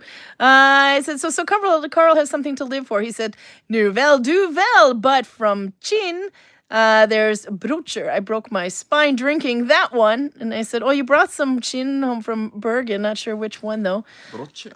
Yeah, Brocher. Oops, sorry. Brocher. Brocher. Didn't you buy that one? Not familiar with it. I buy Bøvelen and I buy Tychan from Chin repeatedly. I buy everything I have, but those are the ones that I keep buying over and over again. Brocher. Yeah, you've had this one, have you not? Apparently you're going to have it now. It looks light in color. I found my pen. You found your pen. Okay, good. Where there's a will, there's a way. Do you know what kind of bear this is? There was an... it is an extra strong India Earl, or India beer, på hele 8,5% alcohol with a total of 8.5% alcohol. It is not easy to find the balance between malt and humle beer, hops beer of this type, but we used our Belgian monastery yeast and a good dose of sugar to get the right relationship between the malt cert, like the sweetness of the malt, and the alcohol inhold. Yeah. The hops is the American sort Zeus, Citra, and Mosaic, and a little dose of Sriracha Ace. Fruity and spicy at the same time. So this beer is so strong of flavor that is best to... At det nok best alene, it's best to drink it by itself. Yeah. The alternative of the beer is drink... This okay. is... what is your thoughts on this, Karl? I can see you're twitching over there. This will make Torben hard and wet. Apparently it knocked him on his ass. But it won't do much for me because it's an IPA type beer. So to me, the only thing that happens when I drink one of those is that I remember I have to cut the lawn. Because they taste like freshly cut grass. Then, let's see, there, whoop. I can make this thing do what I want it to do and show messes, and that's it. Okay, there. Okay, then I get yelled at. I said, you brought some Chin from Bergen. Not sure which ones you brought, though. He said, well, most of the Chin ones are good shit. And I said, well, he hasn't met many other than Rosa Chin that he didn't like. That's the pink one that Albert said you had to have and you just about died. And he said, under the headlines of, we don't carry beer from the cottage home, they built a tower. Is this Albert or Torben? This is Torben. And notice what's in the glass up here at the very top. It's the toothbrush. Well, of course. Yes. So I said, he said, we drank us a tower. And I said, what a beautiful tower. And he says, it's magnificent. And I said, you even made it to the toothbrush. He said, the hike home was a pain. I sent him that. I don't know why. He said it took 8 hours. 3 of them sheltered in a lean-to shelter because of the lightning storm. And then I go on to tell them about how somebody in Oss had decided to hide under a tree and that got struck by lightning and he didn't quite make it. And after that, I think Torben probably had a need more. But instead, he went to Alva's beauty salon. Send help. It's hard to be a dad.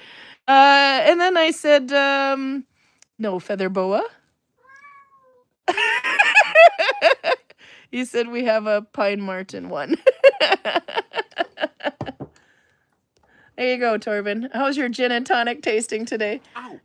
And then Sandy's like, hey, I have the same headband. You can have a party. Oh, and Moreau is back just in time for the Duvel chat. Yep, we got 750 milliliter bottle of Duvel in Norway now. Albert prompted a picture and sent it to Karl, so he's super excited. We have to go back up a little bit. There's those tentacles again, said PJ about the squid. How many tentacles are on that red giant beam? You know, that's actually a really good question. Let's see. How many tentacles are on what? On this GIF that I sent. Okay, let's take a look. Oh, there we go. This way again, and then there, down. How many tentacles are on that thing? All right, it's hard to count while he's dancing so much, but I want to say 8. But it's a squid. He's clearly loving his beer. Okay. Yeah, maybe. It's a multipus. Multipus instead of an octopus. Let's see what else we have here. Oh, I missed the Andor and the Expanse talk while I was on a call. I love them both. Actually, I've never heard of Andor, so we have to look that one up. In Canada, in the Underground Mall, they have a huge Warhammer shop with amazing models and environments. What part of Canada are we discussing here now? Would this be Toronto? We could go to Toronto one day. It's only like 8 hours from Duluth. Maybe. I need more soda. Because my throat is ticklish. Torben says, I woke up in Ferda Hospital. Wait. Oh, the brochure one. Yeah. Yep, it was the brochure one anyway. Okay, I keep looking through here. Oh, there's more chat here about the series. We have to check that one out. But yeah, that in Canada, in the Underground Mall. Where is the Underground Mall? But that's a great place to put Warhammer, if you ask me. In the dungeon. You are talking about 3 different things at once. Why is Torben in the hospital? For drinking the brochure one. He said it nearly broke him. The brochure beer. Yeah, but even a strong beer on its own is not enough to drink to break Torben. I believe... But it is enough to get Torben to do something stupid enough to send him to the hospital. I believe this is Karl calling you a pussy. Are you going to just take that from him? I'm saying that I just don't believe that he went to the hospital because he drank the beer. So he's calling you a liar. I believe that he drank the beer and did something that sent him to the hospital. So... Like wrestling a bull or something. Oh, that's good. No need to count. It's a multipus. Montreal, Canada. Oh, okay, yeah, that's a little bit harder to get to. I fell down some stairs and then 3 meters down, ... Aha! So you did what we in the local lingo call a Jostein.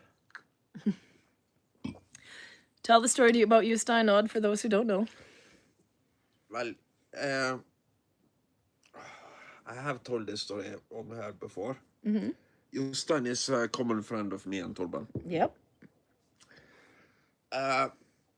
There was this one really wet party. At least for me and Jostein it was really wet. For everybody else it was probably just eat popcorn and watch Karl and Jostein go.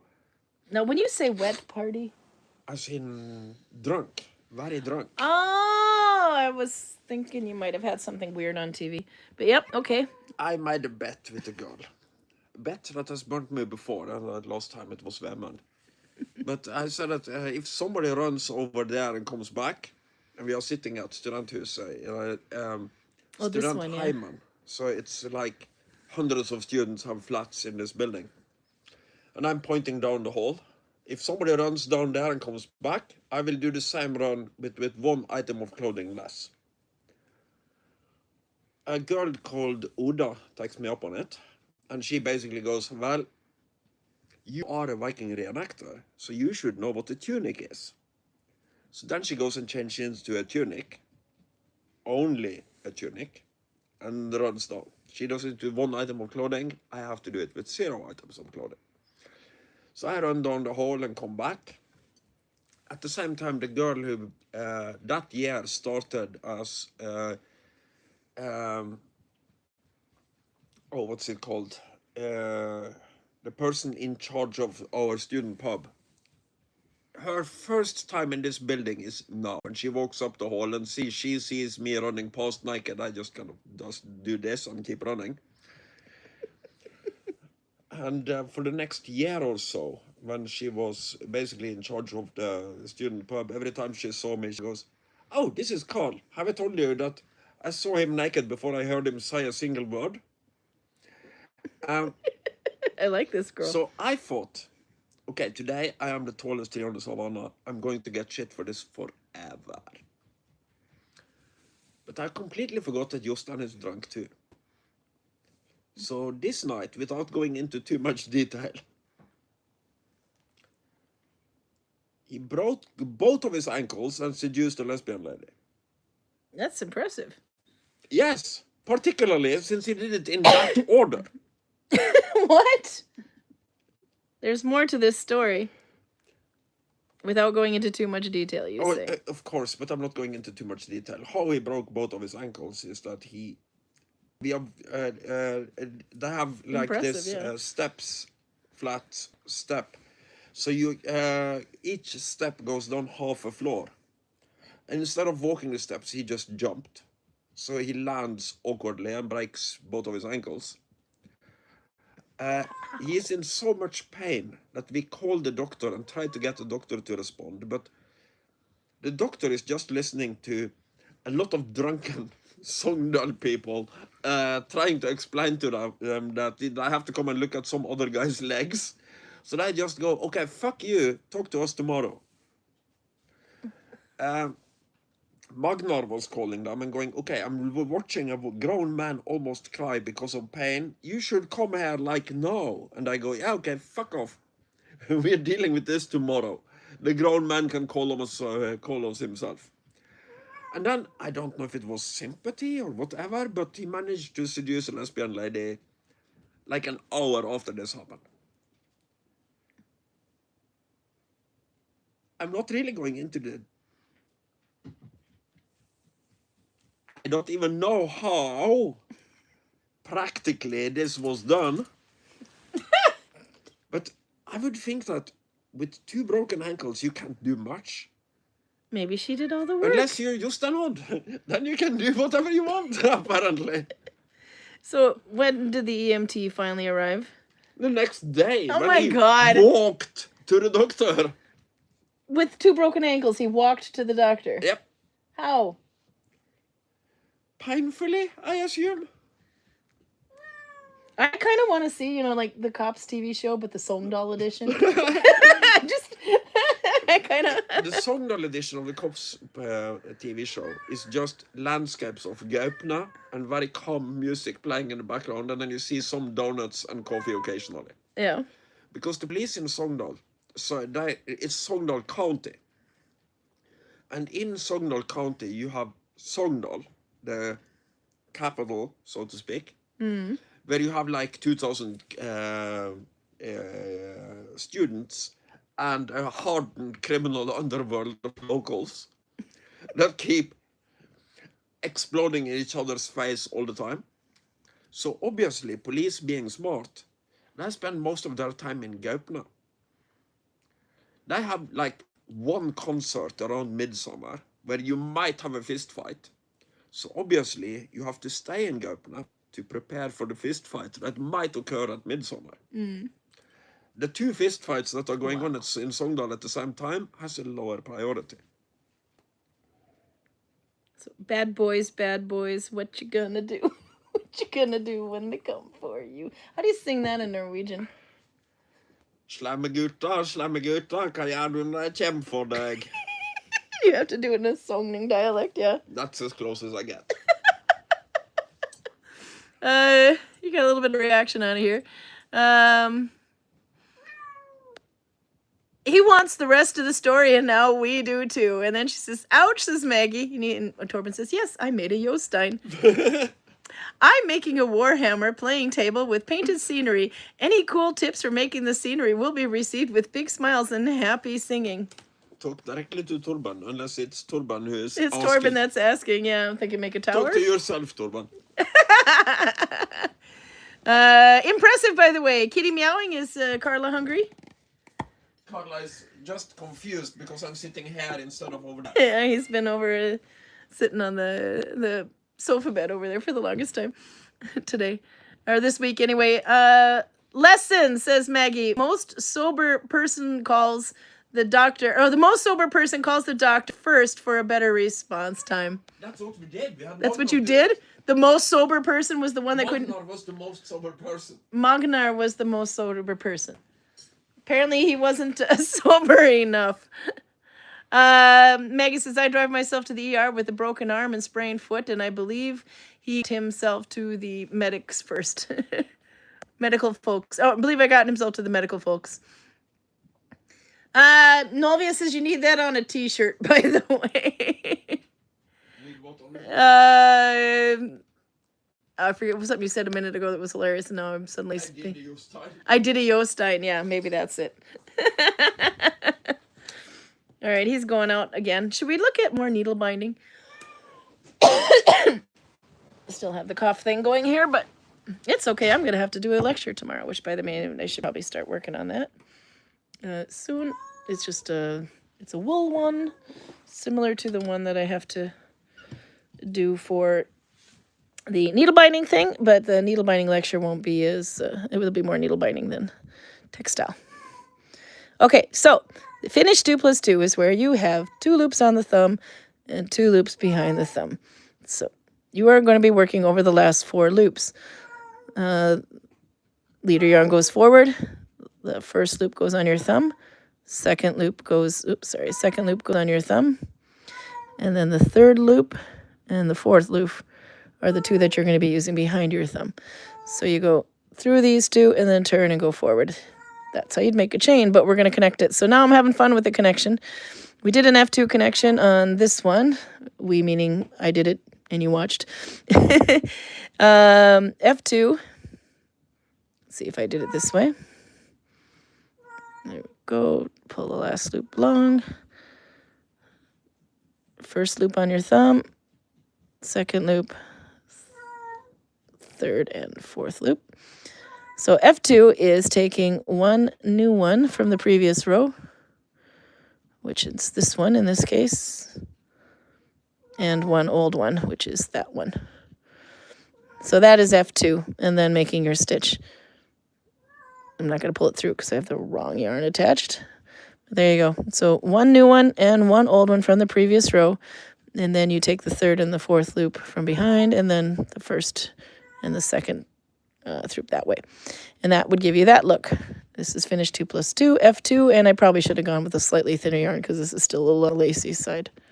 I'm extremely zoomed here. There we go. But it does make a nice texture. So it's like a denser texture without feeling super thick. And then this is what happened if I did what I was calling was M2, but or in the middle 2, but I did it in a backwards order. So I'm not sure if I could give it the same notation. But there you go. First, second, and the third and the fourth. And this one, this is the top row there, but I'm going through the middle row instead. And I decided to go from the bottom up. So I took one old one first because the way they were overlapping, I thought this would be easier. So I took one older one first, and then I took one new one. What are you doing? Yeah, it's getting a little late.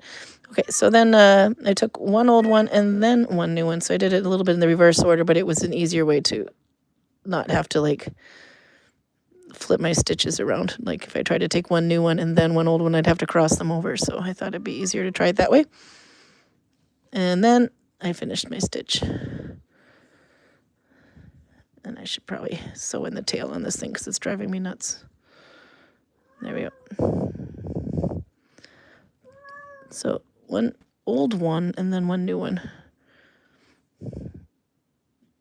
I don't know if I could technically call that M2 anymore for the middle 2, but it doesn't matter as long as I do it the same every way. Later on I can figure out what the correct notation is. This is where Ingela would be awesome to have here, because she did a whole research thing about all these different connections and how to change the look of one single stitch. But there you have 2 different ways of doing the same stitch and have 2 completely different results.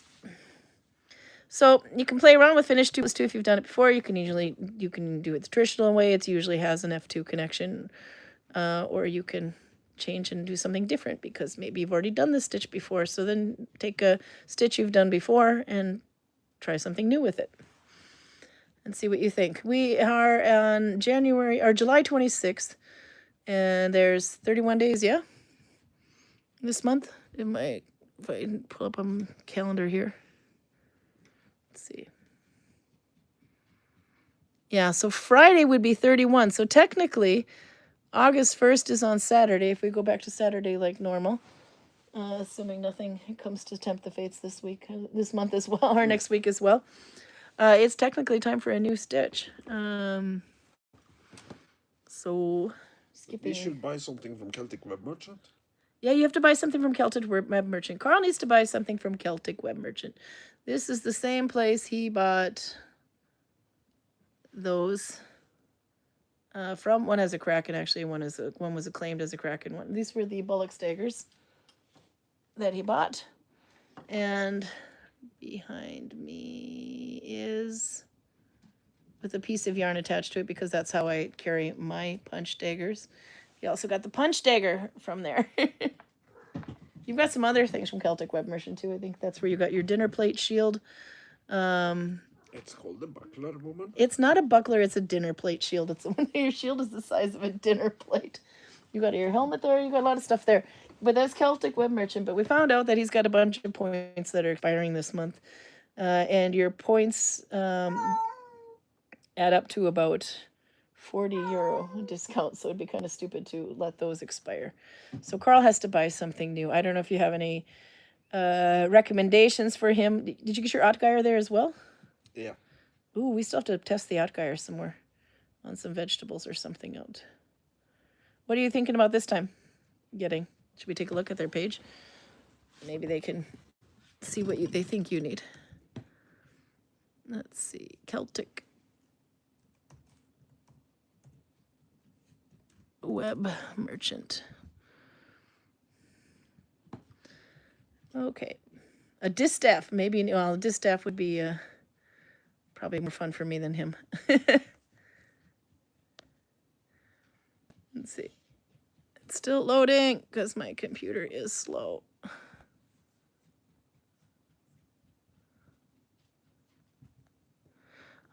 What are you looking at, Karl, though, since your computer is, your link is loading better? I honestly don't know. If they have a good Fox or Rompaya, that's something I'm kind of dreaming Fox about. spelled F-O-X or F-A-U-K-S? F-A-U-X, I believe. F-A-U-X, like folk. Maybe it's Folks with an L. I'm not entirely sure. It's You'll have to explain what this is. back in antiquity, when the Romans are fighting the people of Thrace and Dacia. Basically, Yugoslavia or Serbia, Bosnia, that part of the world. They have they like to use forward curving swords. The Rompaya is the big one and the Fox is the slightly smaller one, but the definitions of what's a Fox and what's a Rompaya is kind of wishy-washy. I did something stupid. Some archaeologists, historians, believed that these were basically agricultural tools that were turned into weapons. So the Fox is like a sickle and Rompaya is like a scythe. That's not the case at all, because first of all, these people don't do agriculture. See you, They Sandy. do war. And secondly, they are like an answer to a problem. How do you deal with somebody with a large curved shield? You have a weapon that curves over their shield and hits them in the head behind it. And you probably noticed that some later Roman helmets have this metal bar that goes across the skull like this. And that's a straight up answer to the Rompaya, because the Rompaya kept coming over the shields and hitting the Romans in the head. And a sword won't normally go through a helmet. But if you have a very enthusiastic Dacian behind a very long sword that ends in a spike, it might be an issue, particularly if your helmet is made out of bronze. So basically, to prevent the Dacians from killing the legionaries, the Romans added another steel bar that goes across the skull like this. So some of the Roman helmets kind of look like they are supposed to have a visor, but there isn't a visor, it's just this extra plate on top to protect your skull from Dacians. And this sword is kind of, imagine an enormously comically big kukri. Then you have the folks in the Empire. And they are really cool weapons. I got the webpage up now so we can see if there's something they think that you have to have. Let's see, like that. A little higher there. Now, were you thinking swords and weapons, chainmail, armor, clothing, accessory, camp gear, jewelry, pagan lifestyle, LARP, games and films? No, you're going to need swords and weapons, I'm thinking, right? Or do you need chainmail and armor? Swords and weapons. Swords and weapons it is. Now, you want swords of antiquity, sabers, Yep. okay. Swords of antiquity. That one's kind of cool. Doesn't look very Viking, though. That's Celtic. That's why it says Celtic sword, huh? Then there's the Gallic Latene sword. Semi-sharp. There's another Celtic sword. Then you have Gladius. Gladius. They did have a category called Viking swords. I'm just going to say that. More Gladius. Greek Copis. More Celtic and Gladius things. Roman 3rd century Gladius.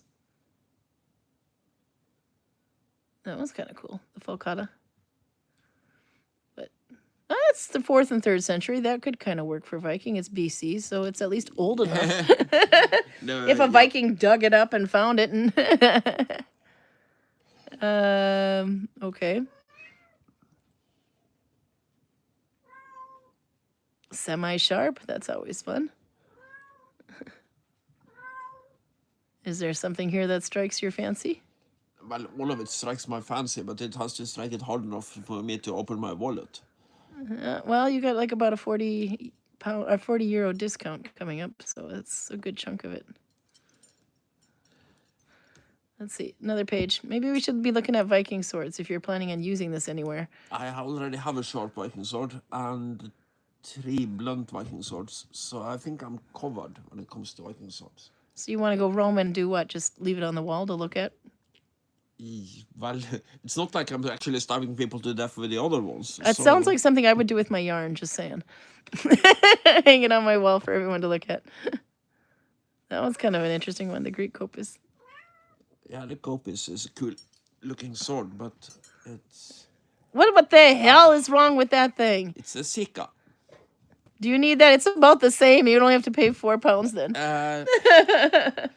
The Sika is... It was a good question for you here. Yeah? It's basically the name the Romans used for any kind of curved blade. Okay. That particular version is what the gladiator would use. But this looks like somebody drunk made it. Kind of, yeah. But it has the same purpose as Loading. as the fox and the Empire. It curves over your shield and then does nasty things to things behind your shield. Yeah, but it looks like you would aim one way and it would go the other.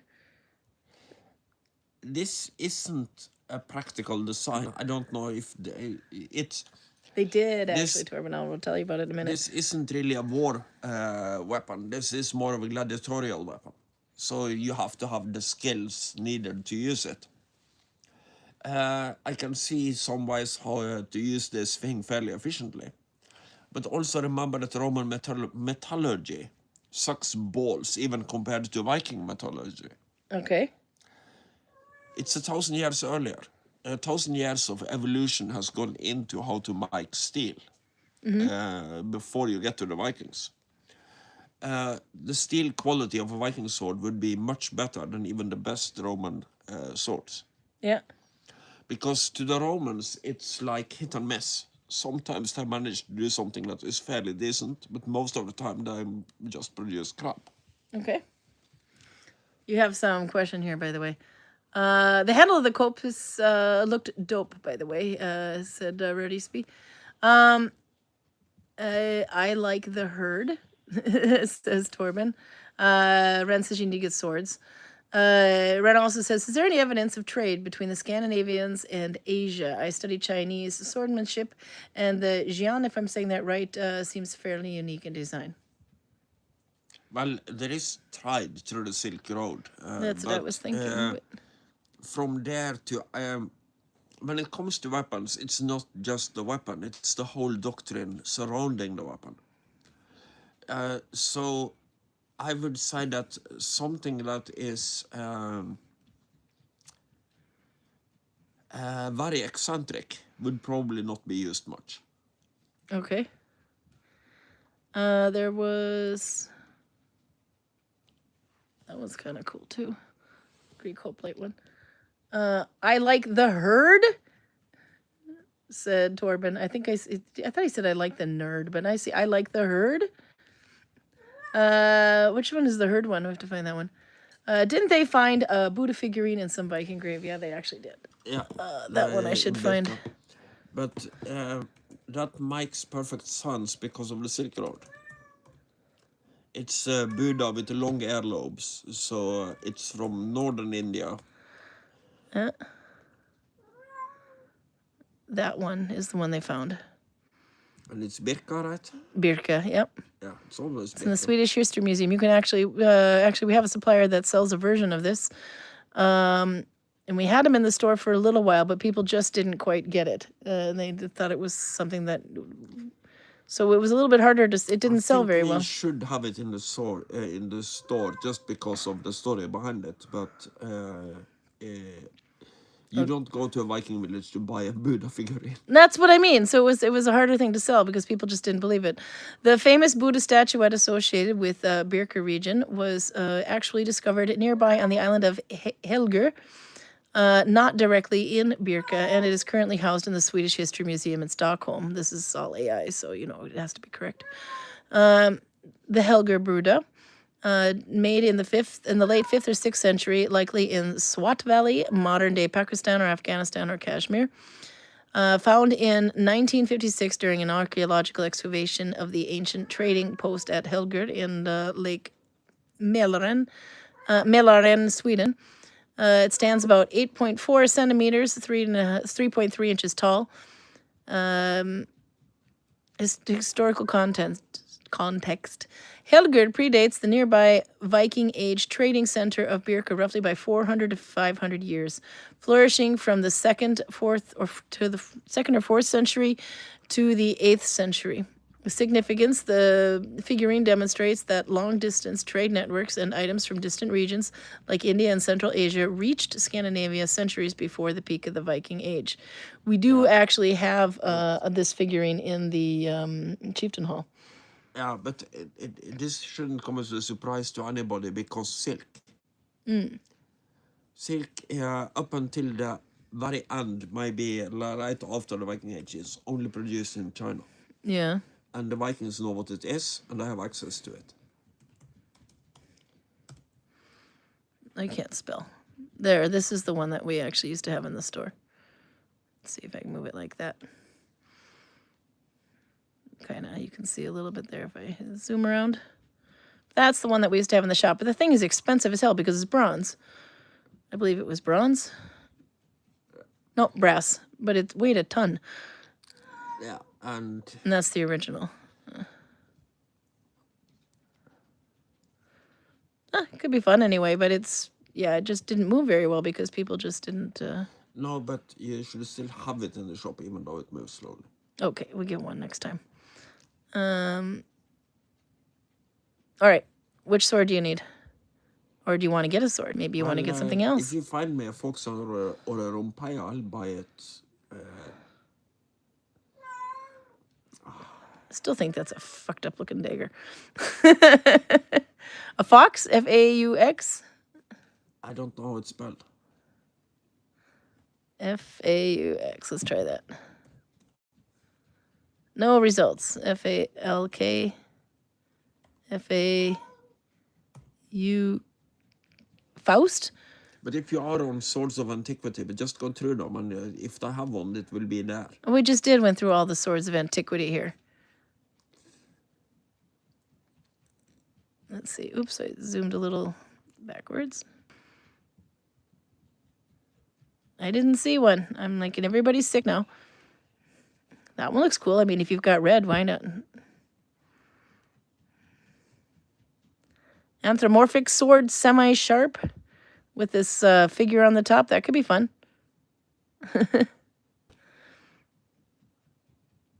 Okay, what do you think? It's just getting to be a lot for him. Buddha statues in China and India have blue eyes. I did not know that. So, Roger said. He said, well, there are those red hair Caucasian mummies in boats in Central Asian desert. Buddha statues in China and India have blue eyes. Rompaya is spelled like this. Faya. Okay, let's try that. Chain breaker is the closest thing I get to that. No, it's RHOM, sorry. Faya. No hits. And the fox is spelled like that. FALX. Falcata is the closest you have. Let's not forget the obsidian edge swords from the South American exotic. Says Torben.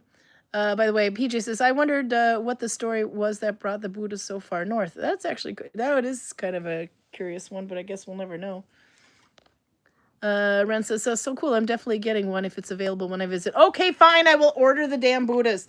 But they cost like 600 kroner. They're not cheap. I might have to have our blacksmith make me one of these. He wants one of those made. Oh, the blacksmith would love to make one of those for you. Okay, that's the Falks. Yeah. Okay. The Ghetto-dation, if I'm saying that right. Ghetto-dation. Ghetto-dation. South America to Scandinavia trade. That could be tricky. Let's not forget the obsidian-edged swords from the South America exotic. What do you think? Obsidian-edged swords from South America. You think that would work? It works. Should we look it up? Works perfectly. The problem with them is that... Obsidian, how do I spell that? IDIN, yeah. What did he say? It was obsidian. Oh, they have a name. What the fuck are they called? Edged swords. It's hard to type around this gimbal. Obsidian edged swords. Okay. They're pretty cool. They look like oh, those are cool. It's that thing. This thing? Yeah. That looks like a toothbrush for Neanderthals. Well, obsidian gets incredibly sharp. Oh yeah. No, I agree. There you can see it a little bit better now. As in surgical scalpel sharp. It's volcanic glass, basically. Yeah. So, yeah, you can decapitate somebody with something like this. Decapitate. Yes, that's what I said. You said decapitate. Yes, you can do that too. The thing is, the obsidian is not repairable and it's not sharpenable. So if it breaks, it breaks.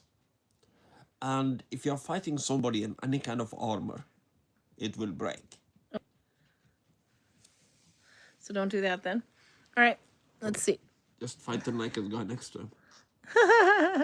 The one that's running around in Sogndal, doing a Jostein. Let's see. Okay. Then maybe you need to get... Let's look at the Viking swords. Where's the Viking swords? There it is. We need a Skirmish axe. Maybe we need another one of those. These were quite cool. See, you can get a Finnish one. All right, it keeps the... These ones we have a bunch of in the village. Yeah. No, but there is nothing here I want. You're a bad Viking, Karl. What about that one there with the funky... If I take that away there. Hilt. The Viking sword Gnizdovo. How do you pronounce that? Gnizdovo. Gesundheit. This one looks like it's wearing a cowboy hat. That looks like sloppy work. The cowboy hat and the mustache. No, the crossguard. Yeehaw, says Lyra. one of the Unless you're a rich curls collector. is stretching further down than the other one, and there is no sensible reason for it. Oh, Roger sent a link for the red-haired mummies here. Just a sec. Flip it over here for a minute.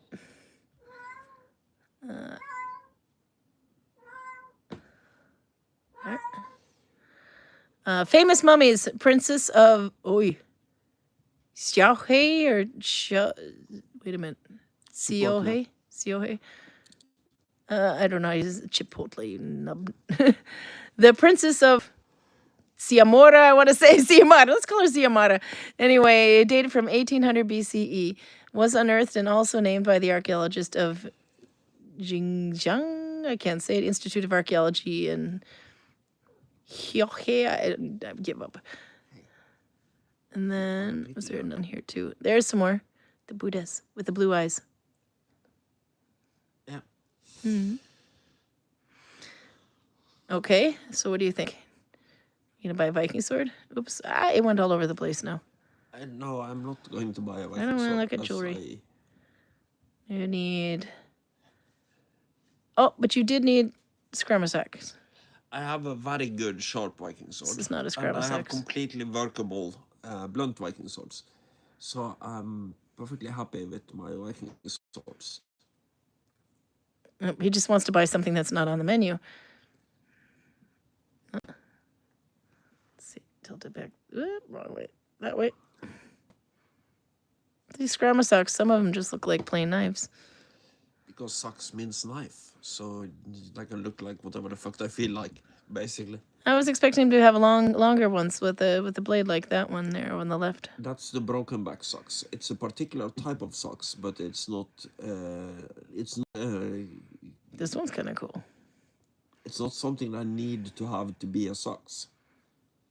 Oi, that one there looks like a broken sword. That's a Norwegian long sax, pretty much like my blunt Viking sword. Okay, and you don't need any of these. Oh, look at the bone work. I don't need any of these. Okay. And that, look, a Texan sword again. I see a lot of people using these ones on their belts. Let's see. Another category you can look into, and that's medieval, but it's also what I consider to be a pretty cool sword. Okay. Falchion. Which category would you want to find that in? Medieval swords. I don't see medieval swords. Oh, yeah, they're Renaissance swords. Medieval and Renaissance, okay. Yeah, okay. These look a little bit like the ones that we have in the, to fight with in the village. The test where the swords you can kill cheap people with without actually killing people. Oh, they all have that kind of hilt.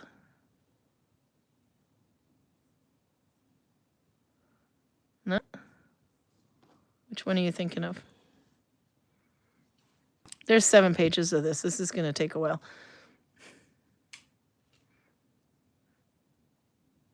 All right. Scream if you like something. Gammalt järn, sword with scabbard. That means old iron. Sword with scabbard. Chalamange. This is what I'm looking for. Falchion. Okay, let's just, why don't we look it up this way? Gion. Okay, which one do you want to try? I don't know. I would like a sharp one, but... How about the Royal Armory expensive one here? Because, you know, if the price is high, it's got to be good. That one looks a little bit lighter. Do you have text about it? Not really. Recommended company. Oh, there we are.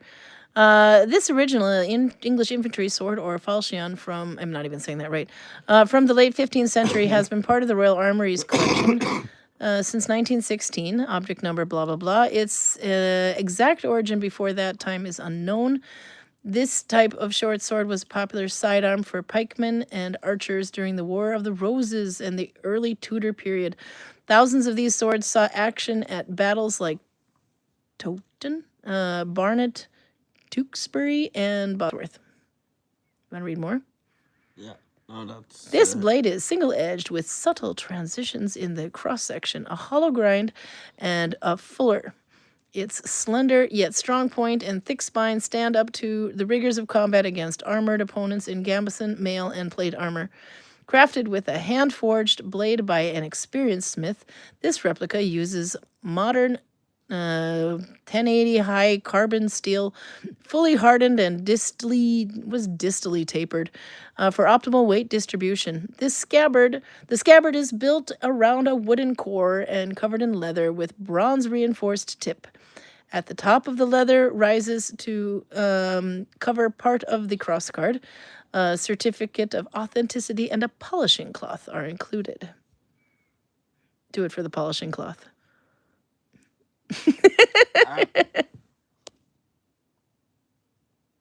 Ren says I might have to go shopping on that site later. Yeah, that's really good. Karl's a good customer. That's a pretty one. The thing with the falchion is that the falchion is like a compromise between a sword and an axe. Mm-hmm. It is normally, for a sword, comically forward heavy. So you have an enormous kinetic energy when you swing the thing. But it is also still maneuverable enough that you can kind of use it like a sword. This one looks well balanced from what I'm seeing here with the tapering. It's the most expensive one they have.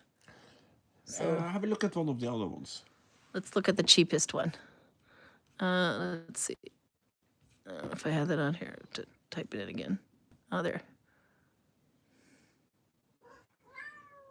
Why? Oh, there. What? This one! The I mean, if you want to go for cool, look at that blade.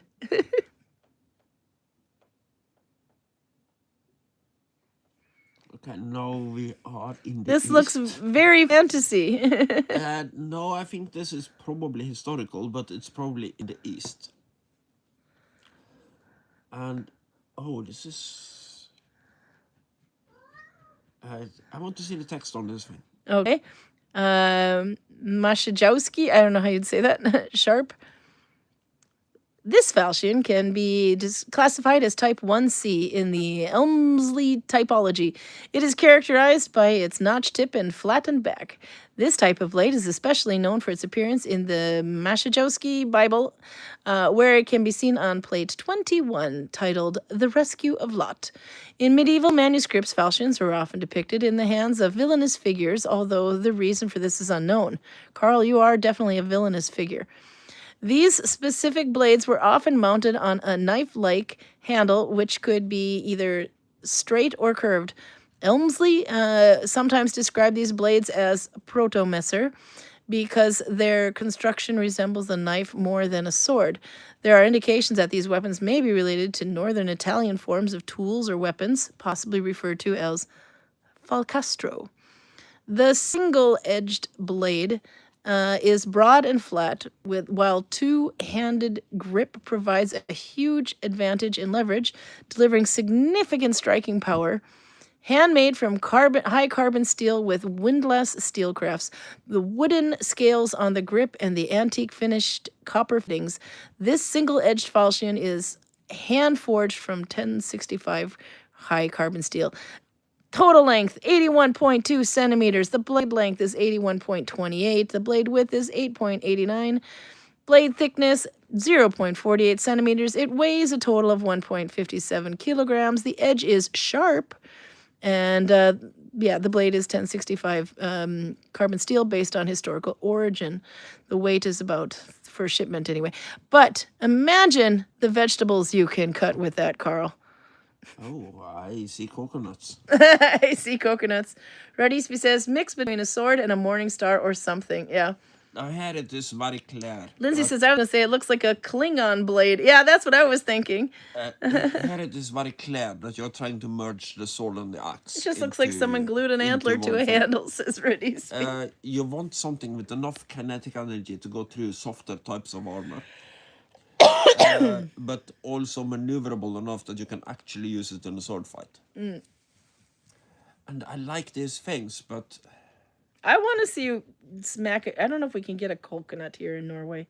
of course we can. It's pretty hard to get. You Do go you to think- Bergen. Do you think we're complete primitives? Yeah, because the only coconuts I see here come in little bags and look like flakes. No, but to get actual coconut, you'd have to go to Bergen. I don't think they even have that in Voss. That I don't have it in Gudvangen is not the same as I don't have it in Norway. That's pretty much the same thing. You had a question. What is your opinion regarding the balance of Celtic and Scandinavian swords? I have Chinese and Indian swords, but no Celtic or Viking yet, says Ren. Scandinavian, good lord, not skin navy. Scandinavian! If we are talking Navy. about the Viking age, the balance would be pretty much the same with the Celtic and the Viking sword. They will also look pretty much the same. And whether it is Celtic or Viking is kind of up to who is holding it at the time. Okay. But if you're talking about more classical Celtic designs, like in the time when they're fighting the Romans and up until they basically cease to exist, then a Viking sword would have a better balance. The Celtic sword would be more heavy in total, and it would be more forward heavy. But the Vikings kind of stole the title of Viking sword from everybody in this period. Everybody in Europe used the type of swords that we today call Viking swords. That it doesn't matter if you are Italian, Spanish, French, Slavic, Anglo-Saxon or Viking, you would use something in Peterson's typology. And all of these swords are called Viking swords because Christians are not buried with grave goods, Vikings are. So when you find these swords, you find them in Viking graves. You don't find them anywhere else. And when, well, basically everybody used them. And if a Viking could exchange his Scandinavian blade for a Frankish one, he would do it in a heartbeat because the Franks had a reputation for having really good steel. Sorry, I fixed something on here. Okay, that would be smart if it hits you, says PJ. I still like the skin navy. Well, because it is so forward heavy, it will Scandinavian obviously swords. be slower than your typical sword. But it will also be something you really have to consider if you are wearing armor, because this thing can go through it. Yeah. And since you're using two hands, you might also be able to compensate for the kind of imbalance of the thing, because you have one hand close to where the blade starts and one hand at the very back. So you have a lot of torque. Yeah, you can see the way the guy's wielding it in the picture there. The problem with the two-handed weapon is, as always, that you cannot wear a shield in addition. No, that's true. But if you had to fight this thing against, say, for instance, an Italian longsword, my money is on the guy with the longsword. Really? But it would be an interesting fight. If we assume that both of them are wearing armor, then this thing has a higher capacity to deal with the armor than the Italian longsword has. But on the other hand, he would be faster and more agile, so he might get you into a position where your armor doesn't really matter. You have to go with, yeah, the Klingon blade, and it looks like somebody glued an antler to a handle, because it does. It looks like a moose antler kind of a thing. Check Cult of Athena, by the way, says Albert. Yeah, the only reason we're looking at this one is because Karl has some points he needs to use up, which value about to €40. So that's why we were looking at this one. But Cult of Athena is where you got the last weapons. That's where you got. No, that's where you got the bullocks dagger and the punch dagger. Was it? I thought it was. That would no, it was Cult of maybe. Athena. I remember Yeah. because they had to send a claim and they fixed it immediately. Let's see. The falchion. That was these, yeah. Oops, sorry. Get out of. There's too many pop-up menus. Falchion Trainer Hema. Medieval falchion blunt. If you can see there, if I type there, you can. That's got a wicked-looking handle or a hilt. What the heck is going on there? It's kind of like. Well, it's a single-edged weapon, so it has a direction, as Yeah. opposed to a Viking sword, which is omnidirectional. And obviously, you are more likely to get hits on the front of your hand than you do on the back of your hand. So why waste a lot of energy protecting the back of your hand? True. You can see there a little bit too. Zoom really far in here. But this is kind of the frustrating thing with swords, because there isn't a Karl von Linné to make a definitive classification of swords. You have people like Petterson and whatever the hell is the guy of the with the falchion typology, but also when does a dagger stop being a dagger and start being a short sword? Yeah. When does a short sword start being a broadsword? When does the broadsword start being a long sword? And when does the long sword start being a great sword? These definitions are not clear, and it's mostly a matter of how you are using them. So if you have a tiny little girl fighting with a long sword, she should probably use greatsword techniques to get it to work. Because when you're fighting with a greatsword, if you put the tip on the ground and you just look straight ahead, you will be looking right over the crossguard. With a long sword, it's considerably smaller than that. A long sword would probably be, if I put the tip on the ground, the hilt would probably be between my navel and my solar plexus somewhere. So it's a smaller version, but it's the same thing. It's just that I have to use it slightly differently. It's more about speed now. Yeah. And yeah, it's complicated. There is no clear definitions. Let's see. Okay, and then you had, I think, one more option here. If I, no, there we go. This Gothic one. Oh, I'm looking at falchions. Okay, what do you want to look at now? flambage. Oh.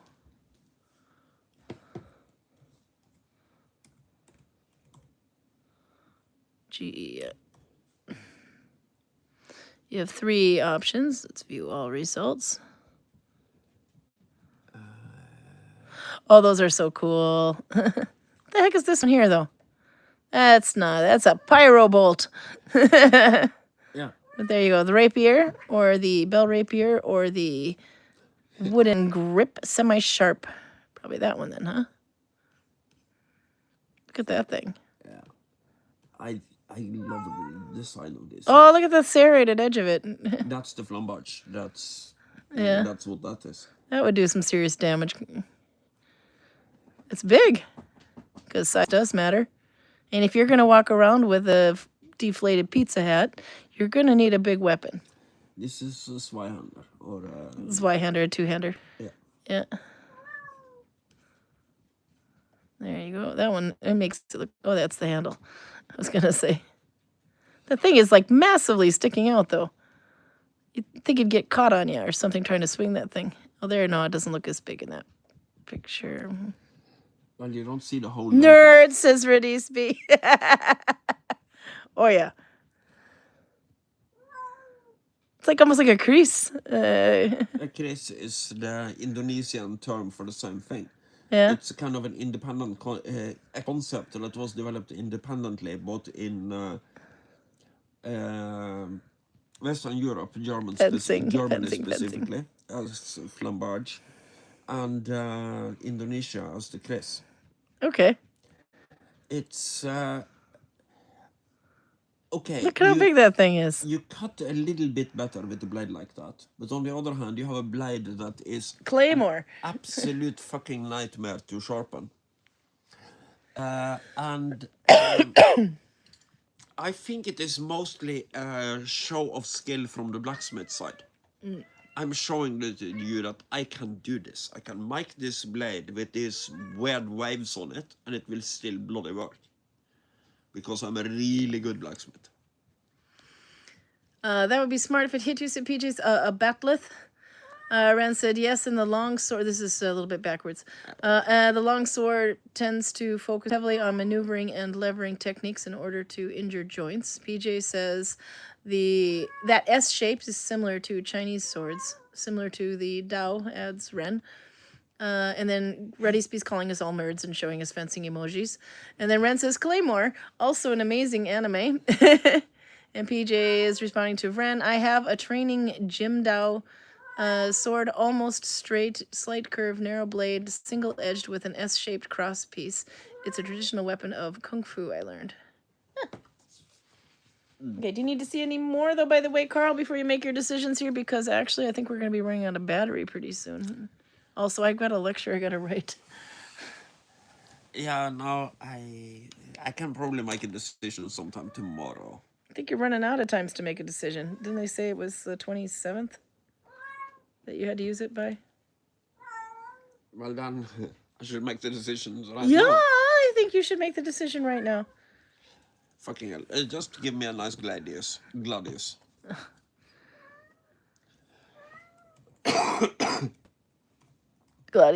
Oops, I couldn't spell. There we go. Pompey, semi-sharp. Fulham Gladius. Romanus. Volkov Gladius Pompey. Gladius Marius Pompey. Cold steel. Polypropylene. Yeah. SPQR, Gladius Mains, Wooden Gladius, Gladius Nero, Republican Gladius Hispanianus. One of those two, because they're short. These two? Yeah, either the cold steel one or the one beneath it, because... Cold steel. Oh, that's like, it's polypropylene. Why the hell would you want that? Jesus. I'm disappointed in you, Karl. Okay, somehow I lost my... Because when I say semi-sharp, probably mean that it's made out of rust. Is that the one you were thinking of? Steel that semi-sharp. Ooh, look at you. Yeah, the burn, yeah. Is that the one you were thinking? Look at the wooden handle on that thing.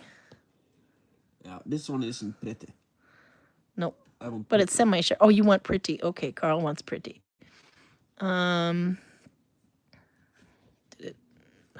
These pop-up windows are driving me nuts. Semi-sharp. Not pretty. Actually, straight up ugly. Let's avoid that one. Okay. How about that one? That one looks pretty.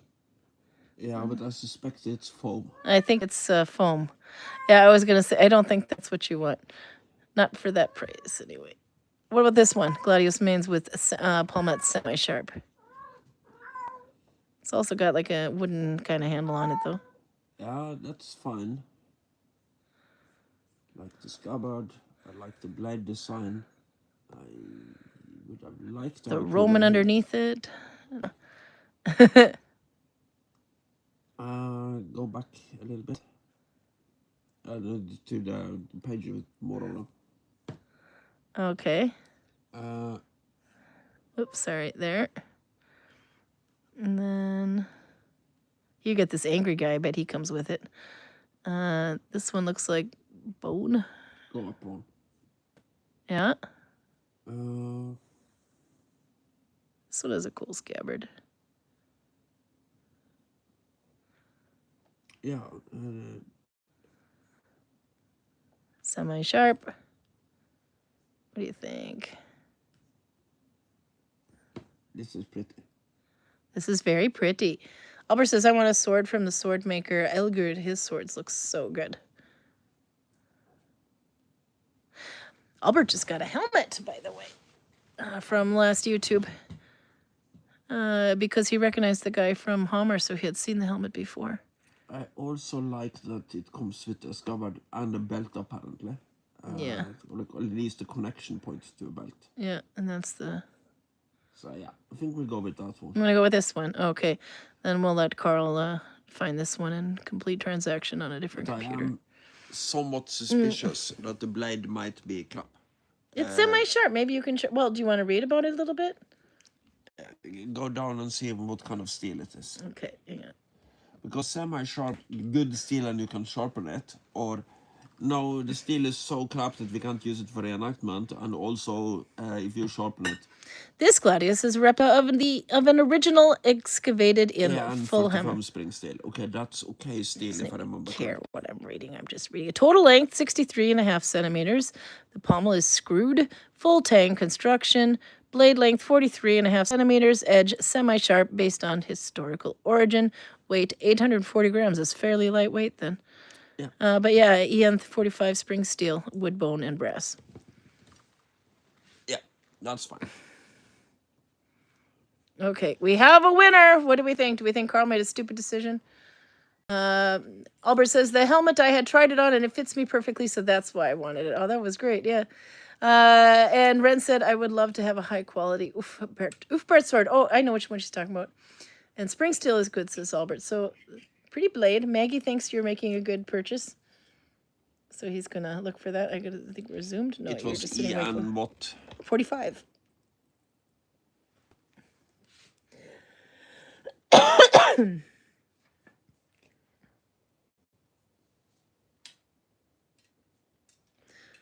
I did a little mistake on my needle binding, but I picked it back out and I figured out what it was on this one with the Yeah, this is good steel. with the it's good steel? Yeah. Okay. I'm going to show what I did here just to see if I can do that. Okay.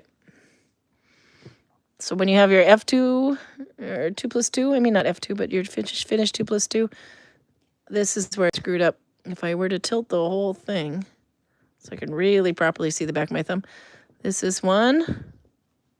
Sorry, there. And this is two. I should order it pretty quickly before the Norwegian government gets another idea that I should make a law against murder tools. I accidentally picked up there. When I went to pick up the second, I accidentally picked that one up and I had like a wide gap. But yeah, you want to make sure you only pick up two. For some reason, I must have picked up that. Yeah, some reason I picked up that, and I shouldn't have, and that's what made it a big... Because I set gaps, and I couldn't figure out... And now I don't have them because I picked them out. I couldn't figure out why there's like a bigger gap between the two. There and there and there. Sorry, and then I figured out what I did. So there you go. Don't do what I do. Do what I say. Anyway, so yeah. Loop 1, loop 2 on your thumb. And then if I exaggerate by turning it, loop 3 and loop 4. Just make sure you don't hit down there. Do you want it up there? So anyway, this will be fun to see. And then I guess next week we find a new stitch. Karl disappeared on me. Okay. Beck was doing some cleaning while listening, says Albert. Yep. No, Albert got a really nice helmet. I forget, it has riveted edges too, in the chainmail that hangs from it. And the chainmail hangs. Well, it's the one that he's wearing, actually. In I can find this. Let's see. If I go to lots of messages. If I look at my Facebook page here. There we go. It's that one. That's the helmet he got with this chainmail attached to it. I believe. Isn't that the one that you got, though? This is Wiktor, actually, by the way, but he's wearing his own, of course. And then you've got a nice padded. It looks like a gambeson kind of thing, but it's like a hood to wear underneath it. Yarmouth helmet from Norway, also reason he got it. Yeah. So it's really good, and he gave you a nice deal for buying it as a set. Actually, this piece plus the padding that goes underneath it anyway, which you can't see in the picture. But that was quite cool. But that is Wiktor in the picture here that we can't see, the one that you got it from.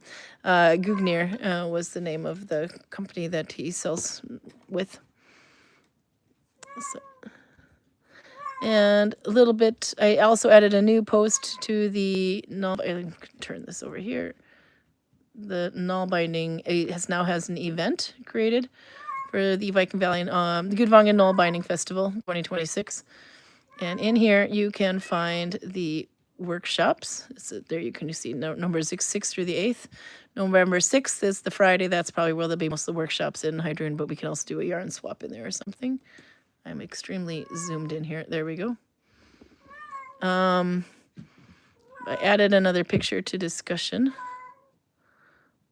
This is Kristen's going to be holding basic needle binding course for those who would like to. I think there's a certain amount of people that can fit. You just contact, by the way, we are not putting these on. They are putting these on in the village. So this is in addition to a festival pass. You sign up with them. The festival pass you get with us at the counter, it's like 400 or 650, depending on how many days you want. I think one day is 400 and then the whole weekend is 650.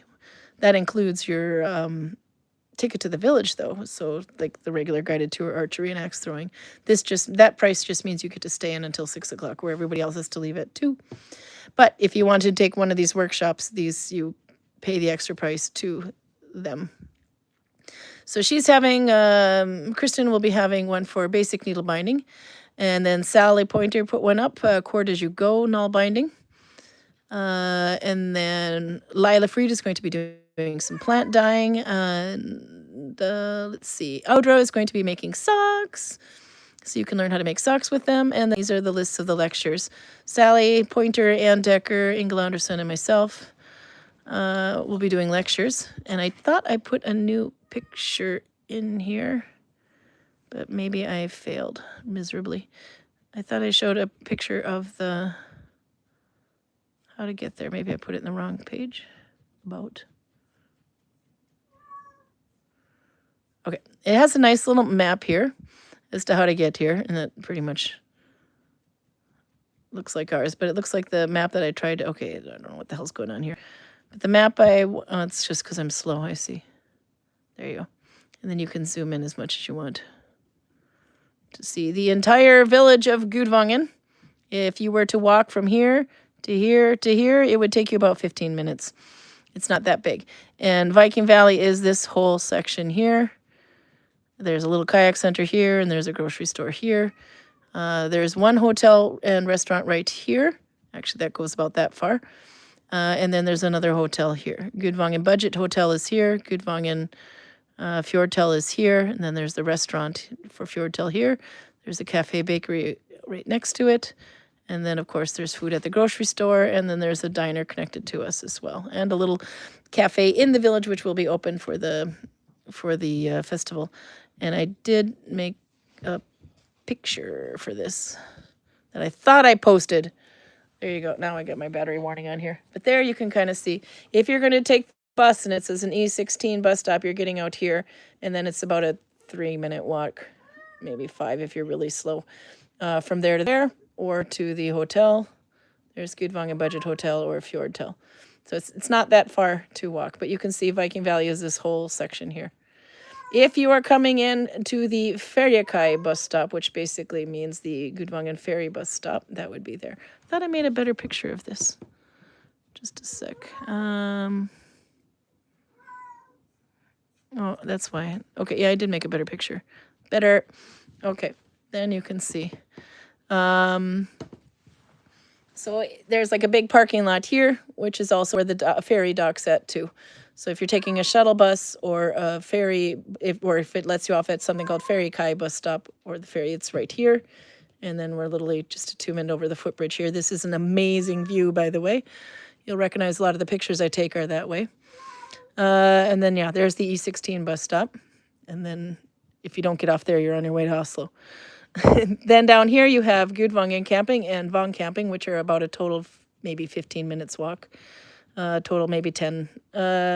They will have some cabins, but whether they're not they're open at that time of year, I don't know. You'd have to call and ask. But there's your Gudvangen Budget Hotel and the Gudvangen Fjordtel. And then here I put the cafes. There's the Gudvangen Cafe. There's the Fjordtel restaurant. The Joker gas station and grocery store. The Viking diner. And then there's a little cafe in there which will be serving something. warm. The boathouses are down here, so this is we're going to chuck all the guys that just can't be asked to look at needle binding. And then the rest of us will be hanging out in a big hall here in the middle of the village. But the workshops will be taking place at the houses around in the village, and then they can move in there at 2 o'clock. So it gives you a little bit of an idea. I don't know why that picture didn't post. I didn't realize it until now, so I'll post it in that group. For those that are thinking. Let's see. Oh, there's a bit about swords in England. The laws about swords were changed by the Tories in 2022 and is now impossible to buy them in the UK, even wibbly-wobbly ones. And then Ren asks, same thing I thought too. Wait, you can't own swords in England?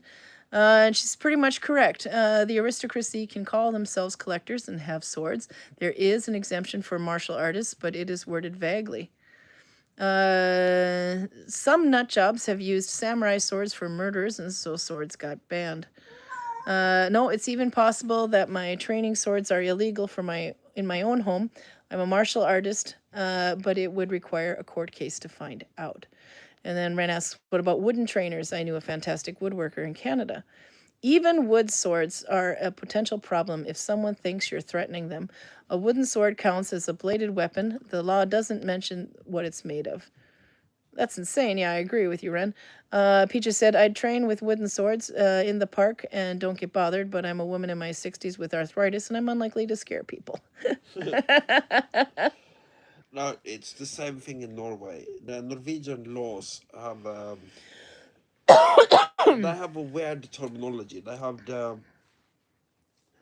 when it comes to any kind of blade, you have the word aktverdig formål, which basically translates to honorable purpose. But there is no legal definition of aktverdig formål. So honorable purpose is never defined anywhere. So we just know by basically court cases what is legal and what is not. Okay. So for instance, peeling an apple with a knife in the Royal Gardens, Slottsparken, is not considered to be an aktverdig formål. So if you draw a knife to peel an apple in Slottsparken, that's a Castle criminal Park. act. But if you are wearing a bunad or a Sami Traditional folk costume, and those come with a knife, then carrying the knife is fine. We've had exactly the same situation in Norway where gangs have used basically wall hanger katanas to do nasty things to each other. So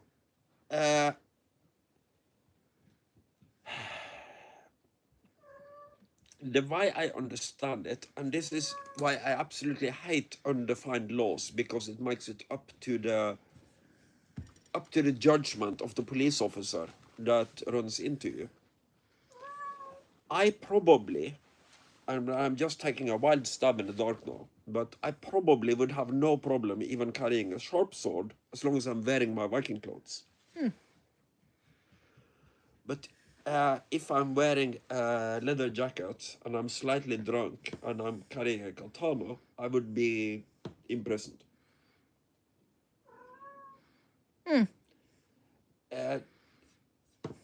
There should be a standardized set of rules so people know at all times if they are breaking a law or if they are not breaking a law. PG says exactly, Karl. There's no legal definition of who counts as a martial artist, even though that is an exemption to the law. Lindsay says, there's also so many nuances about being martial artist and self-defense. I'm a white woman in her mid-40s. Damage done after I've already been attacked is considered self-defense. But I can't preemptively punch the guy following me down a dark alley. Well, self-defense is basically if a reasonable person would consider their life to be in danger. I think this is how it works in America. I'm not entirely sure how it works in Norway, because Norway is a lot more strict about it. So for instance, the castle doctrine that you have in America, that if somebody shows up in your house armed, you are allowed to kill him. Yeah. in Norway, you still probably have a duty to retreat, meaning that you have to leave your house. If other people are in danger, then yes, you are allowed to use lethal force. But if objects, property, that sort of things are in danger, you're probably not. But the thing with self-defense is that self-defense can be used to kill somebody who isn't actually a threat if you can perceive them, if a reasonable person can perceive them to be a threat. So, if somebody pulls a gun on me, I am allowed to stab him to death, Oh, whether lovely. it is an actual gun or a toy. Because I'm not expected to be able to know that, because a reasonable person wouldn't be able to distinguish the difference in a high-stress situation. But some of this, there will have to be a gray area, but the gray area should be as narrow as humanly possible. It should be pretty straight up whether you are within the law or outside of the law. Some more on this one. I'm both stunned. Maggie says, I'm both stunned and wishing we bothered to go this far with the issue in the United States with clearly shown issues. Depends on the state. That's not a given, though, most of the United States. By the way, that was in reply to something you said. Roger said, She Captain... was talking about what you just... something, but... United States. Captain Picard, regarding the Borg, the line must be drawn here, says Roger. And Ren says, I mean, I own many sharp swords, but I would never carry them around in public. But it's shocking to hear so many places make just owning the swords in your own home for private practice illegal. Yeah, that's England. That's crazy land. You got English people on there. Yes. But... are you calling every English person crazy? Well, or just the ones with sharp weapons? In this particular case, it's the laws that are crazy, not the people. Oh, okay. Well, that's what PJ was saying.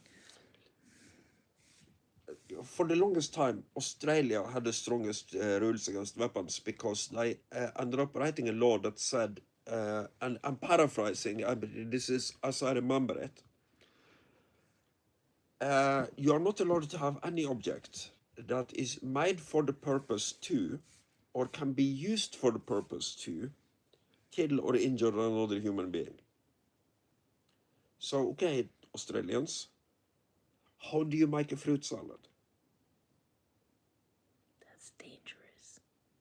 Wouldn't you need a knife to make a fruit salad? Fruit salad? Yummy, yummy. That's from the Wiggles, and they're from Australia, so clearly... and, they can make a fruit salad. Objects can be used to kill people, even though they are not made for that purpose. I think they even use... No, could very easily be used to kill people, and it's one of the most common murder weapons. Yummy, yummy, yummy fruit salad. My kids used to watch the Wiggles. There was a law that was proposed in Norway that basically would outlaw any blade that was longer than, was it 5 centimeters? It was a fairly short blade length.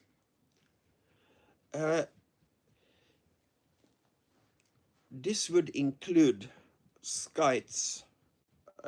So basically,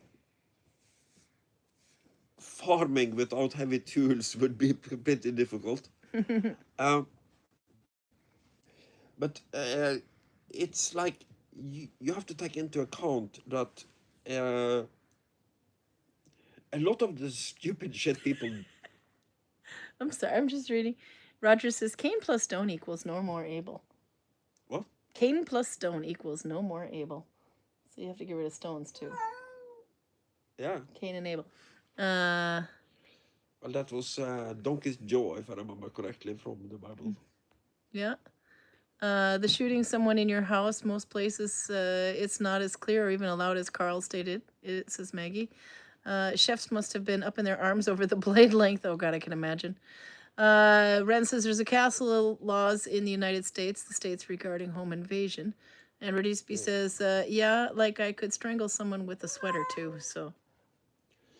And it's also a martial artist who knows how to use their body can easily kill somebody without using a weapon. Steven Seagal needs what, 2 fingers? Steven Seagal would need a very nice director. But You're ruining my fantasy here. I really hope that Steven Seagal doesn't play a big role in your fantasies at the moment. Jean-Claude Van Damme, much better. I like Jackie Chan. Well, both of them actually know how to fight, unlike Steven Seagal, but they are dancers. He knew which buttons to push. Both of them have a background from ballet. Yeah. That's why Jean-Claude Van Damme can put one leg on that stool and one leg on that stool, and it'd be like this. Yes. And obviously, if I see an armed intruder, that's the first thing I do. I go, look at these balls. Balchinian. In 1969, says Roger, King Louis the fourth officially banned pointed table knives to 16. Oh yeah, there's a 10 in front. Sorry. No, it's 10. Oh Jesus Christ. Anyway, look at him giggling over there with mirth. King Louis the 16th officially banned pointed table knives to reduce street and dining room violence and forced all pointy knives to be rounded like butter knives. Van Damme was a ballet dancer. I'll see. Yep. And then, okay, you know what though? And Jean-Claude Van Damme is Belgian. Yep. Says Anne Moreau. Yes. One more for the Duvel team. Everyone's concerned of guns and swords, and meanwhile, the fiber artists don't give me yarn, and I will dominate the world. See, Radisby's going to be choking people with sweaters. Ren's already getting on there. Yeah, I have been known to bring my needle binding needles on a plane. The thing is, murdering people is already illegal. And every time somebody comes up with a new novel idea for how to murder people, You're gonna get my people think YouTube that they have to banned write again. a new law to make it more difficult to murder people. Probably. So, sooner or later, one of you needle binders are going to lose your bloody mind and stab somebody to death with a needle binding needle. And then there is going to be a proposed law that small bony pointy objects with 2 holes on the back end is considered an assault needle, and it should not be allowed, and nobody should be allowed to possess it. Mine has only one eye. I'm okay. Yes, it's written. Well, maybe Karl should hold a lecture at the needle binding conference or the festival. That would be awesome. Needles. Assault needles, yeah. Maggie says castle laws are really state specific, though. Once a cop did advise my grandmother to shoot and then drag the offender inside and out, a knife in his hand, if it ever came to it. Thankfully, it didn't. And then Maggie says, knitting needles, longer distance, better points. Assault needle. I actually know about this because You do. there is this American magazine. You're gonna have to make it quick though. We're almost out of battery. That you can buy on Narvesen in Norway called Guns N' Narvesen is like a and 5 and dime. they have this.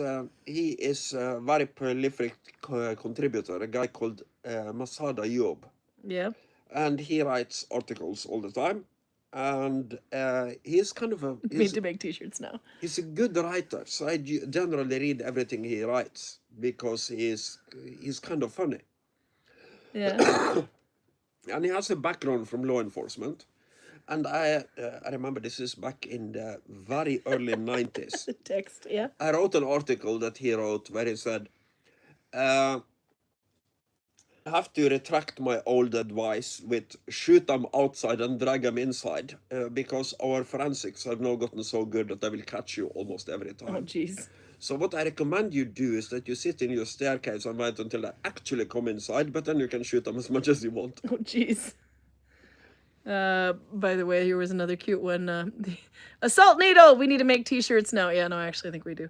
Laugh out loud said PJ. I had to prove my age to buy a plastic cutlery set recently because it contained a steel straw. Albert thinks she's joking, and I'm wondering about that too. Anyhow, yeah. Oh, we do. I think we're gonna make a needle binding festival tote bags, but I don't know if we can do all T-shirts. I have to talk about it. But a salt needle. It's not very Viking, but yeah, we'll think of a way. No, it's like some things are legal and some Yeah. things are illegal for kind of insane reasons. Because It's true, she said. these things are things that most people don't care about, and I can't really see why you would care a lot about them. But like the butterfly knives, the Bali songs, there is nothing about this knife that makes it particularly dangerous. Yeah. The reason it's illegal in Norway and most of Western Europe is that it was super popular to the point where fucking everybody and their grandma had one. And then you are at the point where murders will take place with these things. You have new thing coming in, new thing being used for murder, new thing being illegal. I don't have any kind of special love for the butterfly knives. I think they are stupid. I remember those being banned. Yeah. I think they are a really stupid knife. But that's one of the reasons I really don't want them to be banned. Okay. Because if somebody pulls a knife at me, I want them to pull a bloody butterfly knife that it takes 30 seconds when I go in clock before I can open it. Instead of pulling a bloody sheet knife that is just there. But there doesn't have to be a logical reason. There just has to be an emotional reason. And that's all it takes.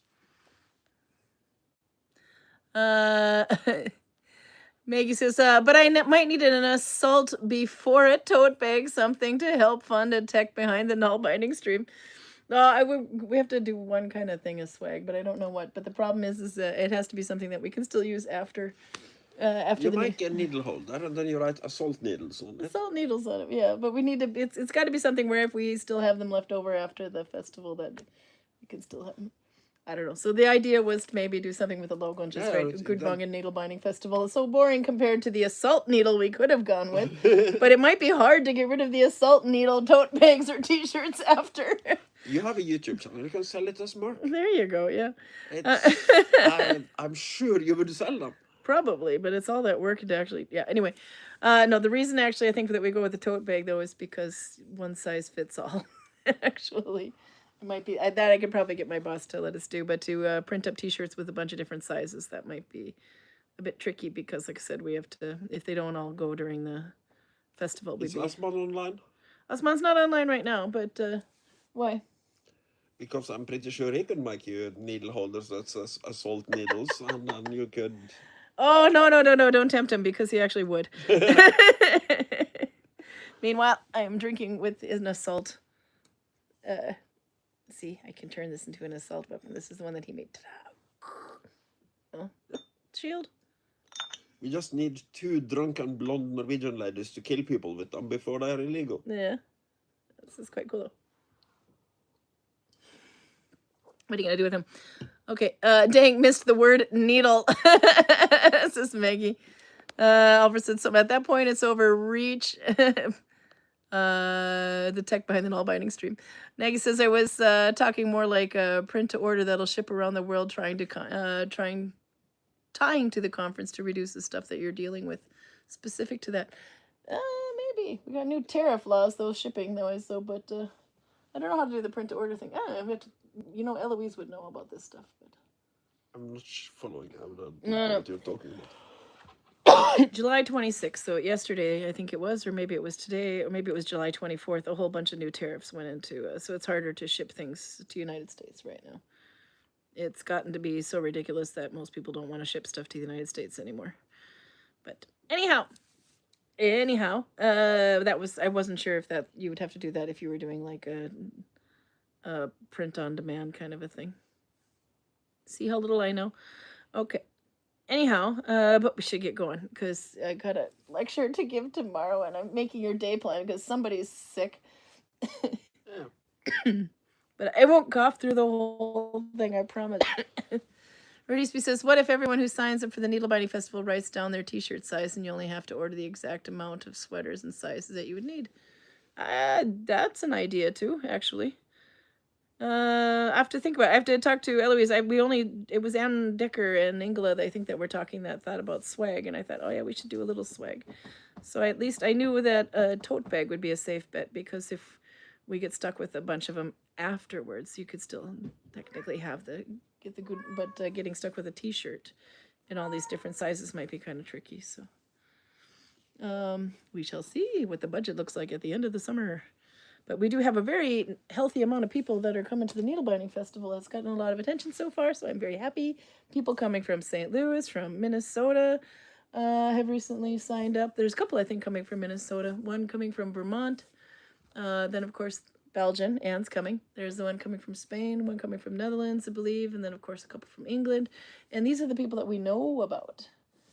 So, been answering questions about how to get here and such, so I have to do some more on that. I personally would have more use for the sweater. I would too, actually, the sweater than I will have to look something up that would be kind of fun. Well, we couldn't do sweater, we could do sweatshirt maybe, but anyway, I will see. I will talk to my boss and see what we can do, but unfortunately that's a bridge I can't cross until after August, because right now it's a flippin' zoo in the village. We got so many tourists. It's nice. So many tourists and so many Vikings. It's a nice, happy chaos, but it's a lot of wheels in motion here and there and everywhere. And to add one more wheel would be a little bit much right now. Anyway, but if hopefully it's a really nice success. I love the lineup that we have, because I'm in it, and then I love the pop-up parking and the boyfriend parking, the t-shirt. Yeah. I love the idea that we have, and if it's a big success, we do this again next year. So we can make it an annual thing. I gotta stop talking and get going because I got some stuff to do. Karl, do you think we're gonna make it on Saturday next week, or is it gonna turn into one of those, oh shit, we have to do it on Sunday things that'll piss off Torben? It is much more in your control than it is in mine. Probably. Okay. Anyway, I'll try to get something posted as soon as possible if it is different than Saturday, so at least you have. But if Greg is puttering around like normal on Saturday and I am back on my feet, then I don't see. No, then it would be much easy. But the problem is everybody with a day plan access or with a calendar access is off for some reason or another anyway. So I'm the only one left with it, and this is not usually my job. So I'm doing everybody else's job. It sucks being you. Yeah, I agree. Okay. Anyway, it's a luxurious problem. Okay, we'll see you guys next week then. Say goodbye, Karl. Bye.